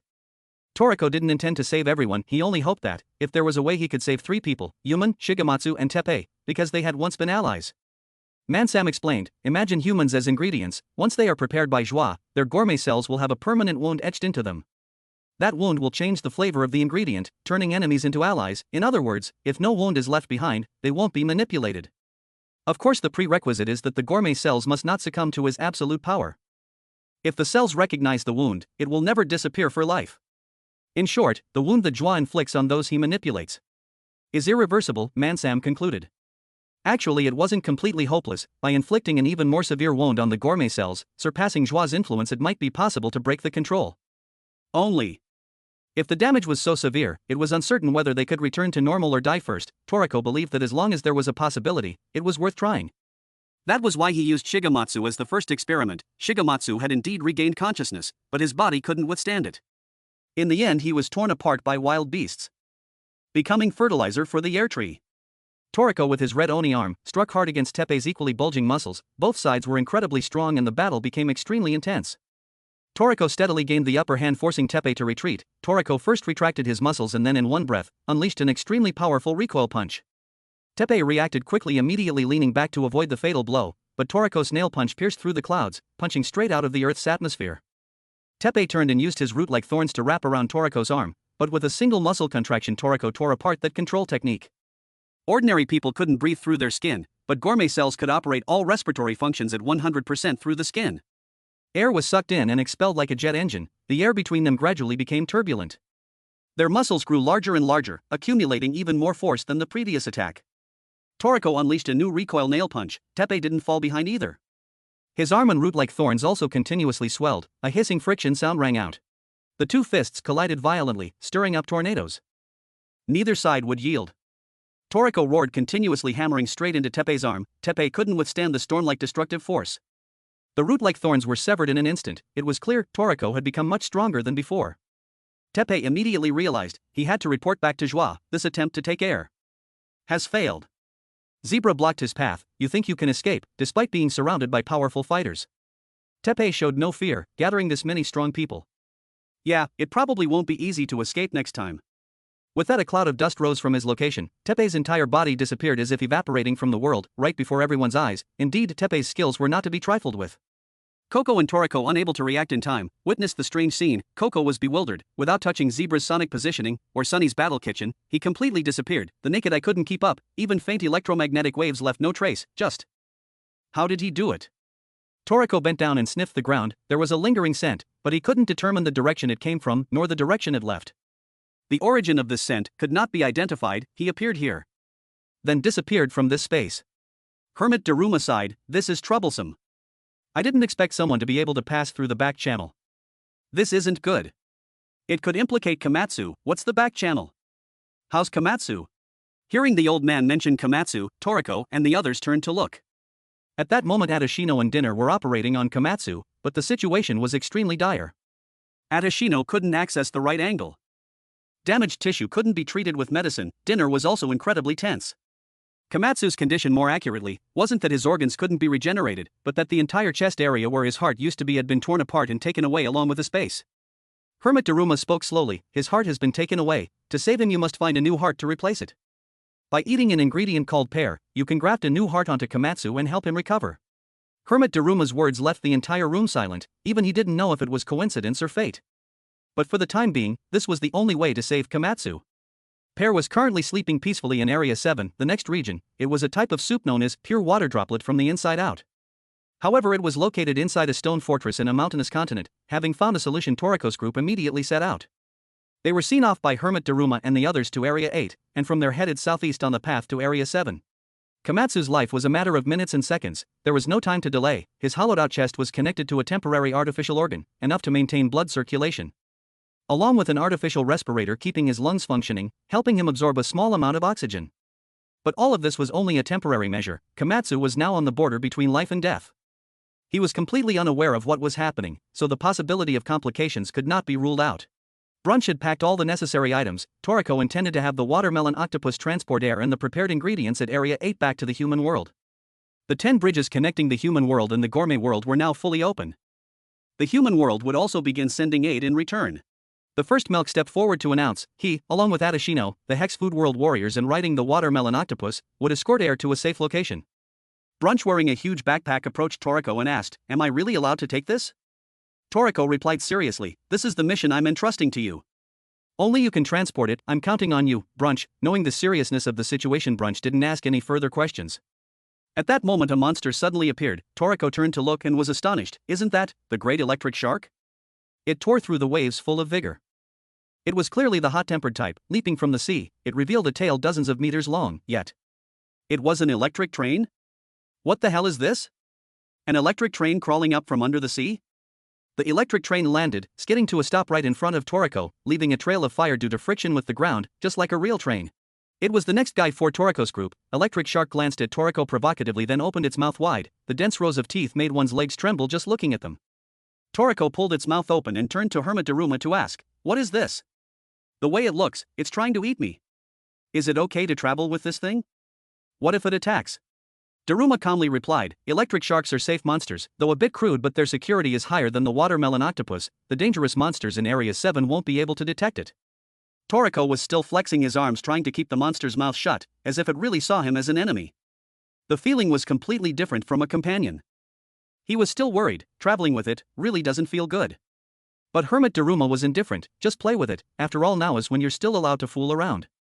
Because when you get to Area 7 it will be forced to be well behaved, as that is the only area in the gourmet world where indiscriminate hunting is forbidden. Zebra, unable to stand the noise between Toriko and Electric Shark, gave it a punch that knocked it unconscious on the spot. "Shut your mouth. Or I'll really kill you." What if it was a high-level brutal monster? Zebra had never lost any battle. A monkey with high intelligence and terrifying strength completely dominated Area 7, therefore the place was called Monkey Restaurant. It not only conquered the ferocious monsters on the continent, but also strictly managed the social system and eating rules. The leader of the Monkey Mountain Range, also one of the 8 kings, named Monkey King Bambina. He was the most mischievous of the 8 kings, and because of his warlike and impulsive nature, he was also called a troublemaker. Rumor had it that his strength surpassed even the Horse King. What? Even stronger than the Horse King? Previously the Horse King merely breathing had almost cost Toriko his life, now there was someone even stronger. Hermit Daruma warned, "If you want to capture Acacia's pear soup, you will inevitably have to battle the Monkey King. You 4 should prepare yourselves mentally." Toriko calmly replied, "We've been mentally prepared from the start. Instead of telling us to prepare, the Monkey King is the one who should be careful. Because right now we are not as easy to deal with as before." Even though the line sounded familiar, no one thought anything of it. Sunny smirked, "Who knows, since he's a monkey, maybe it'll be easier to communicate with him." Mappy called Toriko back and gave him a small bag, which was the amulet that he always carried with him. He said in a trembling voice, "Toriko, I beg you. Please don't die. Be careful." Toriko smiled and accepted the amulet. He recalled, "Isn't that the iron clouds that fell on the gold swamp and remained there for many years?" At that moment the Horse King Heracles appeared right behind them. A valiant figure, his brown fur billowing, his aura fierce, as if he wanted to swallow the entire land. No one noticed when Heracles had arrived. Perhaps the Horse King's teleportation had reached a divine level. Although before, each time he appeared he left behind hoof marks, this time there were none. It was unclear whether it was due to extreme anger or extreme joy. Before the Horse King's divine might, everyone was stunned. Mappy almost fainted from fear. Is that really the Horse King? Suddenly the Horse King took a breath. A powerful gust of wind sent the entire watermelon octopus train flying over the iron clouds, launching straight out of the gold swamp. A boost from the Horse King saved them so much time and effort. Heracles turned his head and glanced at Toriko, his expression proud but his eyes warm, as if to say, "I'm helping you. But don't think I'm approachable." Hermit Daruma exclaimed in surprise, "Could it be the Horse King has taken notice of Toriko?" At that moment a rainbow appeared in the sky, a sparkling bridge called the Rainbow of Hope, leading to Future Island. Only those recognized by the Horse King could walk on it. Toriko shouted, "Thanks Heracles." The Horse King proudly turned his head away, saying nothing. Toriko smiled faintly. The electric shark, the monster and transportation vehicle which Zebra had punched unconscious, now lay obediently waiting for departure. Toriko climbed into the carriage, turned his head and shouted, "Let's go. Pair, wait for us in Area 7. And so Toriko's group, with burning determination, began their journey to the land of the Monkey King Bambina. In Toriko's heart there was only one prayer, Kamatsu. You must live, the electric shark sped along the rainbow of hope. The clanging sound rang rhythmically between the vast sea and sky. Sunny raised a glass of red wine, frowning as he asked, "What exactly is this so-called pure water droplet from the inside out, paired dot? Can it really heal Kamatsu's wounds?" Koko pondered, "It sounds absurd. But in this gourmet world, anything can happen, we'll only know if we try." The electric shark's speed was extremely impressive. If they maintained this velocity, they would reach Area 7 very quickly. Toriko went to the first carriage, looking at Kamatsu lying still and unconscious. For the time being his condition was stable, there were no signs of deterioration. Kamatsu was protected by Zebra's ultrasonic armor, Sunny's hair protecting from afar and Koko's poison barrier surrounding him. No matter where the enemy came from, for now, nothing could threaten him. The electric shark was over 2,000 meters long, and Kamatsu was in the first carriage, the safest place. The last carriage was a huge cargo car where Terry, Kiss and Queen were sitting. Queen even stuck her head out, seeming to find the carriage a bit cramped. Koko thought to himself, who knows, maybe some beast even more dangerous than the electric shark will discover us. As soon as he finished speaking, the train began to shake violently. Could it be a beast after all? They looked up to see a swarm of giant sea urchins falling from the sky like rain. Sunny reassured the group, "Calm down, be careful, let me use my measuring device to check what they are." But Zebra, known for his hot temper, couldn't hold back. He immediately opened fire, ultrasonic bullets continuously exploding in mid-air. The air immediately filled with fragments and dust, creating a haze. The electric shark, its nose tickled by the smell and dust, sneezed loudly. Toriko felt that something was wrong. He bent down to sniff the sea urchins falling into the sea and exclaimed in surprise, "These aren't living creatures. They're pollen." Sunny couldn't believe it. What kind of pollen is that big? At that moment gigantic fresh leaves descended from the high cloud layer. This was the seventh continent, Area 7, a vast land with no end in sight. Koko recalled past data. Even in the gourmet world, Area 7's area was second only to Area 4. The total actual area reaches 8.4 billion square kilometers. The Earth we live on is only 510 million square kilometers, meaning this continent could swallow the entire Earth. Area 7 was truly a continent beyond imagination. Not only did it have high mountains, dense forests, rivers and grasslands, but also strange and diverse species of plants, ranking among the top in the world. The electric shark sped across the rainbow and landed safely. As soon as it stopped, they were surrounded by the native inhabitants. The animals and plants here were strangely enormous. The train carrying Terry and Kiss was so big, yet it was smaller than the teeth of those beasts. Sunny shouted anxiously, "These monsters all have capture levels above 600. This is outrageous, are we going to fight?" Koko quickly stopped him, telling him to remain calm. Unexpectedly the monsters just looked around and left out of boredom. To them the 2,000-meter-long train looked like a tiny earthworm. Sunny still insisted, "They definitely detected us," Koko explained. "Area 7 doesn't allow free hunting. If you want to attack, you must get permission from above." Toriko added, "I never thought a place like this would exist in the wilderness, a land run by monkeys with strict rules and a magnificent ecosystem. Even the butterflies here are many times bigger than the electric shark." Zebra grumbled, "This place is so troublesome." As the electric shark began to move again, a figure lurked in the bushes nearby. The group had entered a fairy tale world. Everything was impossibly large, from leaves to insects. Before departing, Hermit Daruma had instructed them on the route. After arriving in Area 7, the first thing they had to do was find the origin tree, said to have the third tallest canopy in the world. There they might find clues related to the pear soup. Or even find pear right on the spot. Sunny wondered, does this Area 7 not have any civilization like the Hex food world? Regarding that, Hermit Daruma had never mentioned it.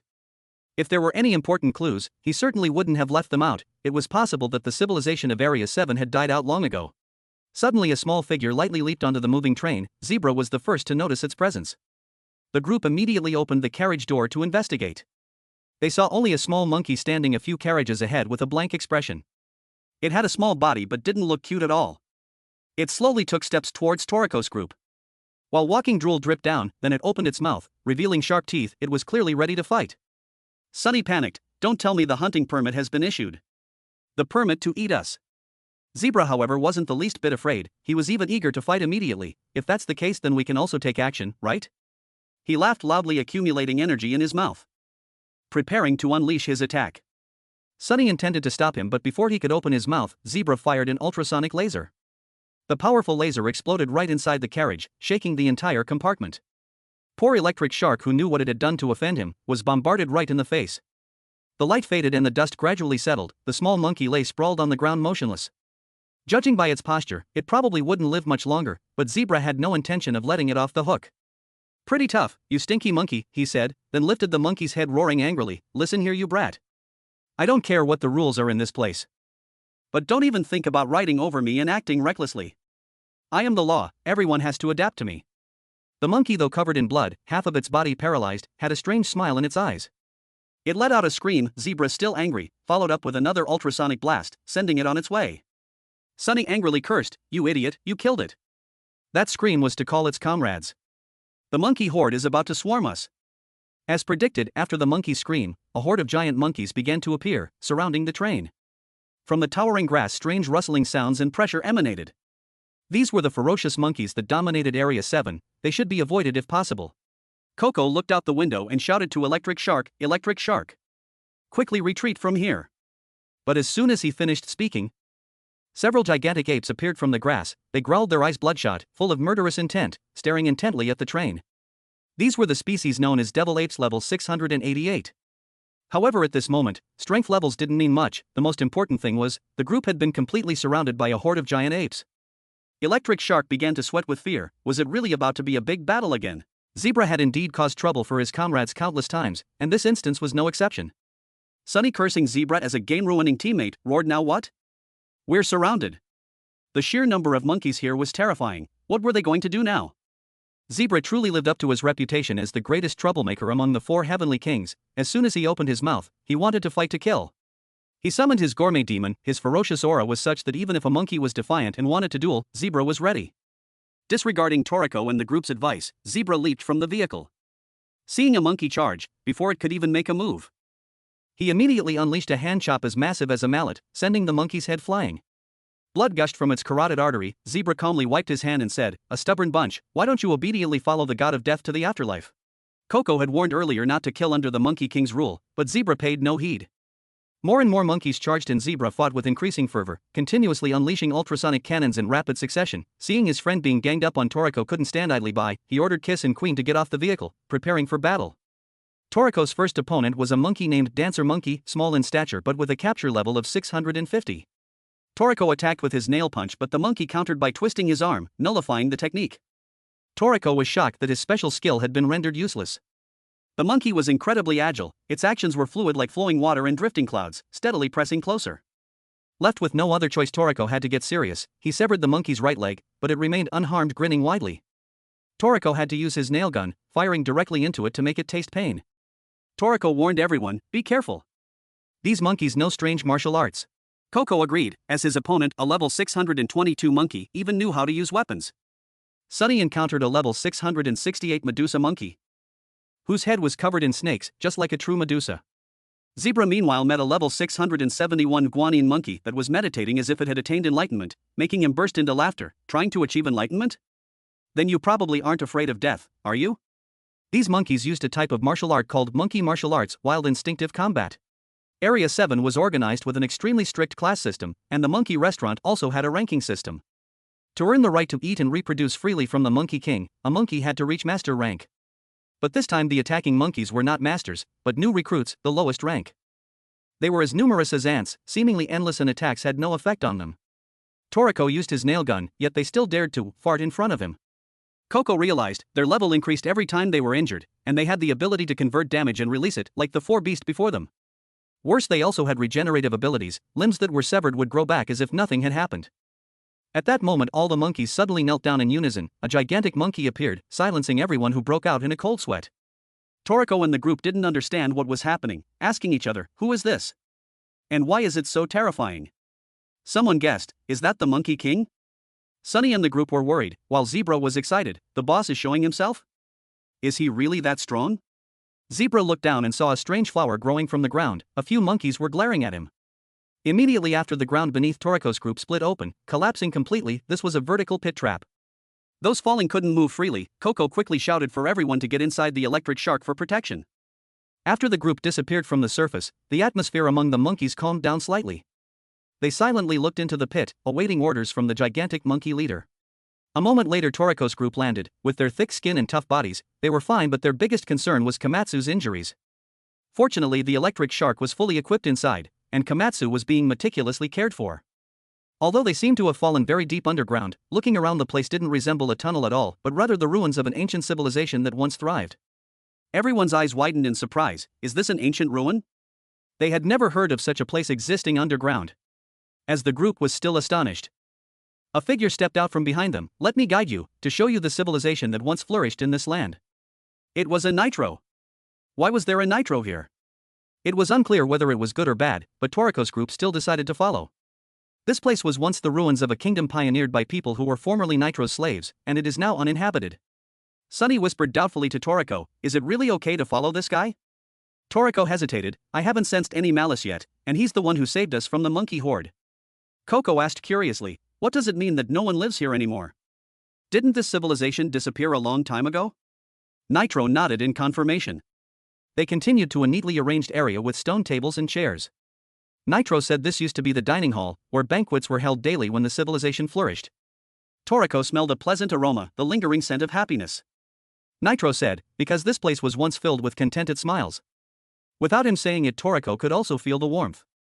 The temperature, even the laughter, everything seemed to appear right before his eyes: boisterous laughter, lively feasts, and friendly old men inviting him to a glass of wine. But in a blink of an eye, everything returned to reality: only ruined walls, shattered stone tables, and chairs with no trace of past glory. Toriko rubbed his eyes in surprise. He had been seeing strange illusions lately and wondered if there was something wrong with his eyes. Sunny anxiously asked what was wrong, but Toriko just waved his hand, saying he was fine and brushing it off. Finally, Nitro led them to a room full of murals. He said this was the reception room for the elders of the ancient kingdom.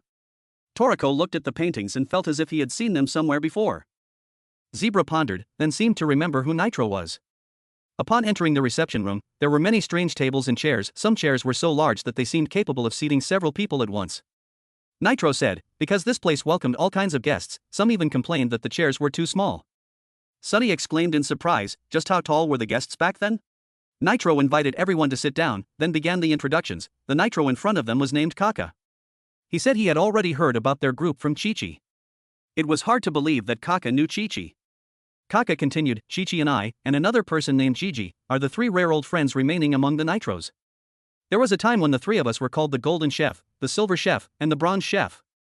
During that seemingly endless period of time, Kaka went on, the three of us dedicated ourselves day and night to culinary research.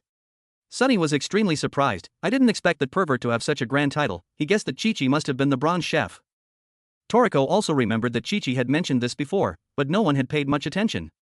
Kaka continued, from ancient times we engraved food recipes on the walls in the form of murals, so that if extinction occurred, the recipes would still be preserved. Especially the methods for preparing special cooking ingredients. Hearing that, Toriko suddenly remembered something. I've seen those murals before in the Gourmet Pyramid. The book Kamatsu got was from that place too, right? Zebra, when asked, immediately said, I don't remember, I only remember that one Nitro escaped from that pyramid. Kaka didn't hide it. Yes, that was me. At that time it was Kamatsu who awakened me from my hibernation state. We Nitros can enter hibernation, but we cannot wake ourselves up. There were some Nitros who couldn't wake up in time because the Earth's conditions changed during their sleep. In other words, hibernation is a gamble with one's life. Kamatsu is my savior. When I just woke up, I hurried off to regain my strength and get to where I needed to be, so I didn't have time to thank him. Everyone began to feel confused. Koko curiously asked, this used to be a kingdom built by humans who were once slaves of the Nitros after escaping oppression. So why would a Nitro appear and leave behind formulas? Kaka replied, because among the Nitros, there were also those who were once slaves of the blue Nitros, for example the red Nitros whose vocal cords were destroyed and were enhanced only to collect ingredients. This land was once a kingdom of hope built by exiles. During its most prosperous period, even the wild monkeys on the continent lived together here. It was truly a paradise of freedom. But that civilization collapsed. Everything started with a rebellion by the monkeys. However, the direct cause was something else. Kaka was about to explain when Kamatsu's entire body suddenly trembled. He quickly stopped to administer first aid. Kaka noticed Kamatsu's blood flow was slowing down. He immediately ordered Zebra to increase blood pressure with sound, and Sunny to expand his trachea. Everyone shouted anxiously, Kamatsu, hang in there. Don't die. After a period of effort, Kamatsu's condition stabilized, but according to Kaka, if things continued at this pace, the artificial organs in medicine would only hold out for a maximum of one more week. That means Kamatsu only has 1 week left to live. During that time you absolutely must get pear. If you're late by even a moment, he will die. Kaka looked at the four impatient individuals and said, I know how to get pear in a way that even the blue Nitros don't know. Everyone was stunned upon hearing this. Even so, if the blue Nitro are also looking for pear, can we get it first? Although the specific method was unknown, simply knowing there was hope was enough to make everyone feel relieved. However, Kaka warned, don't rejoice too soon. This method is very dangerous and extremely difficult to execute. Kamatsu is so severely injured, if he continues to accompany you, it will only cause him more pain. His body is too weak, he can't endure it anymore. I suggest you leave Kamatsu here, under my care. After I tell you all the information about Pear, then you can depart. Though the proposal was logical, the entire group fell silent for a moment. Toriko was the first to object. I don't agree. Kamatsu will come with us. His eyes were bloodshot, his voice full of resolve. I won't let him out of my sight again. Kamatsu's protectors are us. Kaka was silent for a moment, then continued. The place we're heading to is the most dangerous area in Area 7. Koko interjected. I know, I heard that place is called the Origin Tree. But Kaka shook his head. Before getting there you have to pass through the Gravity Mountain Range. That range is made up of special rock formations that react with living organisms, emitting a powerful magnetic field. The higher you go the greater the gravity, 100 times that of the surface. Furthermore, at that altitude, the air is so thin it's impossible to breathe. That place is collectively known as Mount Nowhere. Once you step foot in it, there's no turning back. Even in the gourmet world this is one of the most dangerous places. Hearing this, the group remembered the moment they first arrived in this land, feeling as if some force was pressing down on their bodies. It turned out to be due to the magnetic field in this mountain range. Kaka emphasized, and yet you still intend to bring a severely injured person like Kamatsu along? What if he dies along the way? Toriko didn't back down. From the very beginning when we stepped into the gourmet world, we prepared ourselves to face any challenge. We will not. Kaka cut him off. Do you know the one living on that mountain is one of the 8 kings, the Monkey King Bambina? And the ingredient pear is a part of the Monkey King's body. The whole group went silent. What? A part of the Monkey King's body? No way.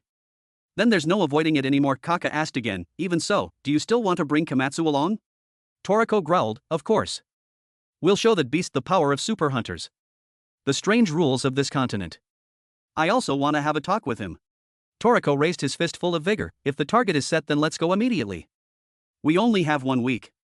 This will probably be the biggest challenge since entering the gourmet world. Let's go, brothers. To Gravity Mountain, where the Monkey King resides. Seeing Toriko's determination, Kaka said no more, only silently pressed a brick on the wall. A secret door slowly opened. They hadn't expected the underground labyrinth to have such an intricate design. Toriko suddenly remembered, there was a similar mechanism in the gourmet pyramid before. Kaka explained, this underground kingdom is very vast, so there are many passages leading to the surface, but this exit is the closest to the continent. When Kaka urged the group to hurry, Toriko pointed to a flower Kaka was holding. What is that flower? They had seen this type of flower before falling into the underground kingdom. In the gourmet world, one should absolutely not touch strange plants or flowers out of curiosity. Kaka said, that's a Toriko flower. This flower is essential for the upcoming journey. It's not for decoration but because it's a trump card that will help protect everyone's lives. Toriko was skeptical. Just a small flower like this? Toriko expressed doubt, but Kaka replied seriously, don't let curiosity harm you. This flower is extremely dangerous. If used incorrectly, I'm afraid you might also lose your lives. To quell the group's curiosity while climbing the stairs in the tunnel, Kaka began to explain, this vast Area 7 has experienced many mass extinctions. And this flower, more precisely, its pollen, is the main cause. On this continent, any creature is terribly affected by this type of pollen. As the electric shark reached the end of the tunnel, the story of the Toriko flower paused. The electric shark suddenly burst out of the ground, breaking through the soil and soaring upwards. Its appearance startled a nearby capture level 702 sapphire ant. The gigantic beast turned its head, staring intently at the strange little bug that had just emerged. Seeing the 4 preparing to act, Kaka hurriedly stopped them and held up the Toriko flower. If you don't believe how terrifying this flower is, then witness it with your own eyes.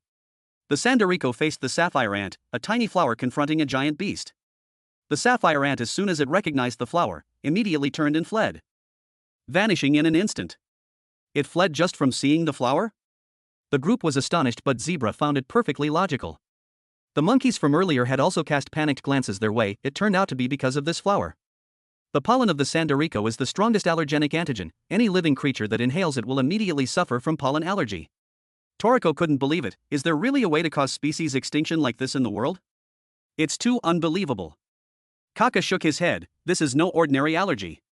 When Sunny was about to touch the Toriko, Kaka immediately shouted to stop him, but it was too late. The pollen flew straight into Toriko's face. Immediately Toriko's entire body seemed to transform into a faucet. Fluids gushed out everywhere, tears, snot, sweat, all ceaselessly pouring out. The other 3 were no exception. Water flowed from them like springs. They screamed miserably. If this continues, our bodies will dehydrate. Zebra, usually the calmest, also began to panic. What the hell is this? Is this the power of pollen?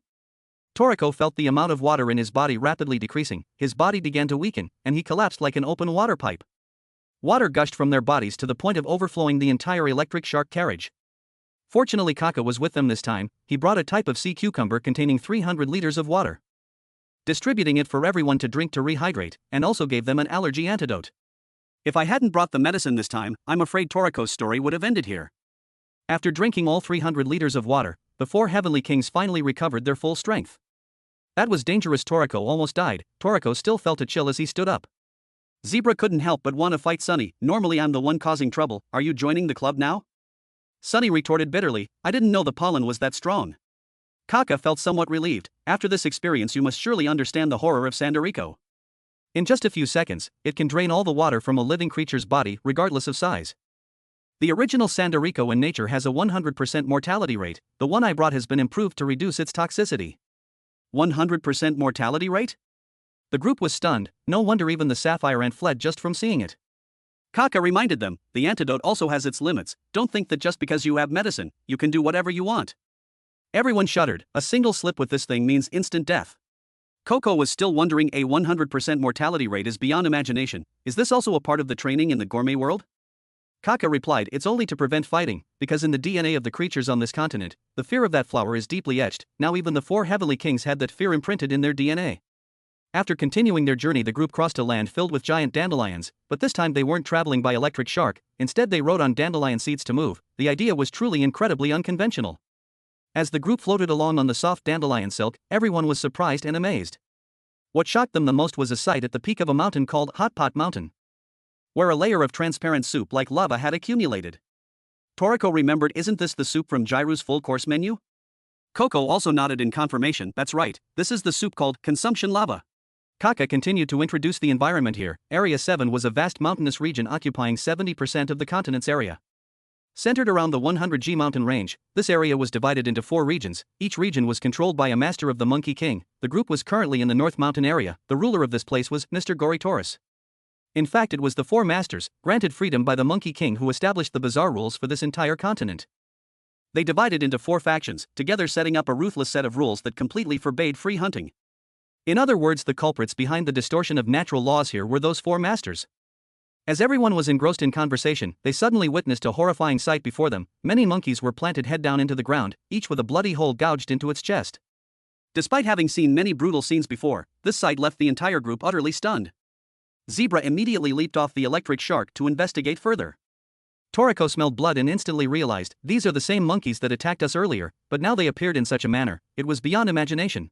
Koko carefully examined the wounds and uncovered an even more brutal truth, they weren't killed, they committed suicide. At this the entire group became even more dumbfounded. Sunny put forth a hypothesis, perhaps these monkeys, being too hungry, attacked us without permission from their superiors. As a result, when exposed, they chose death before being executed. Toriko was shocked to his very core, his worldview was turned upside down. Is this nature? Has food ceased to be an instinct? At this moment a small frail monkey, trembling, held a knife and walked towards them. Although clearly frightened, it still tried to appear brave, advancing step by step. It seemed to be under orders from above, commanded to kill them, the survivors. Toriko sternly requested Kaka to hand him the Toriko flower. When the flower was presented, the little monkey immediately trembled more violently but still couldn't stop. Its mission was to kill them. Toriko carefully took the flower pot. He now understood, what was even more terrifying than the horror etched deep within their genes was the command from above. The video ends here. Don't forget to like, subscribe, and leave your comments to support the channel. New anime series will be uploaded regularly on 21st Century Anime. Thank you.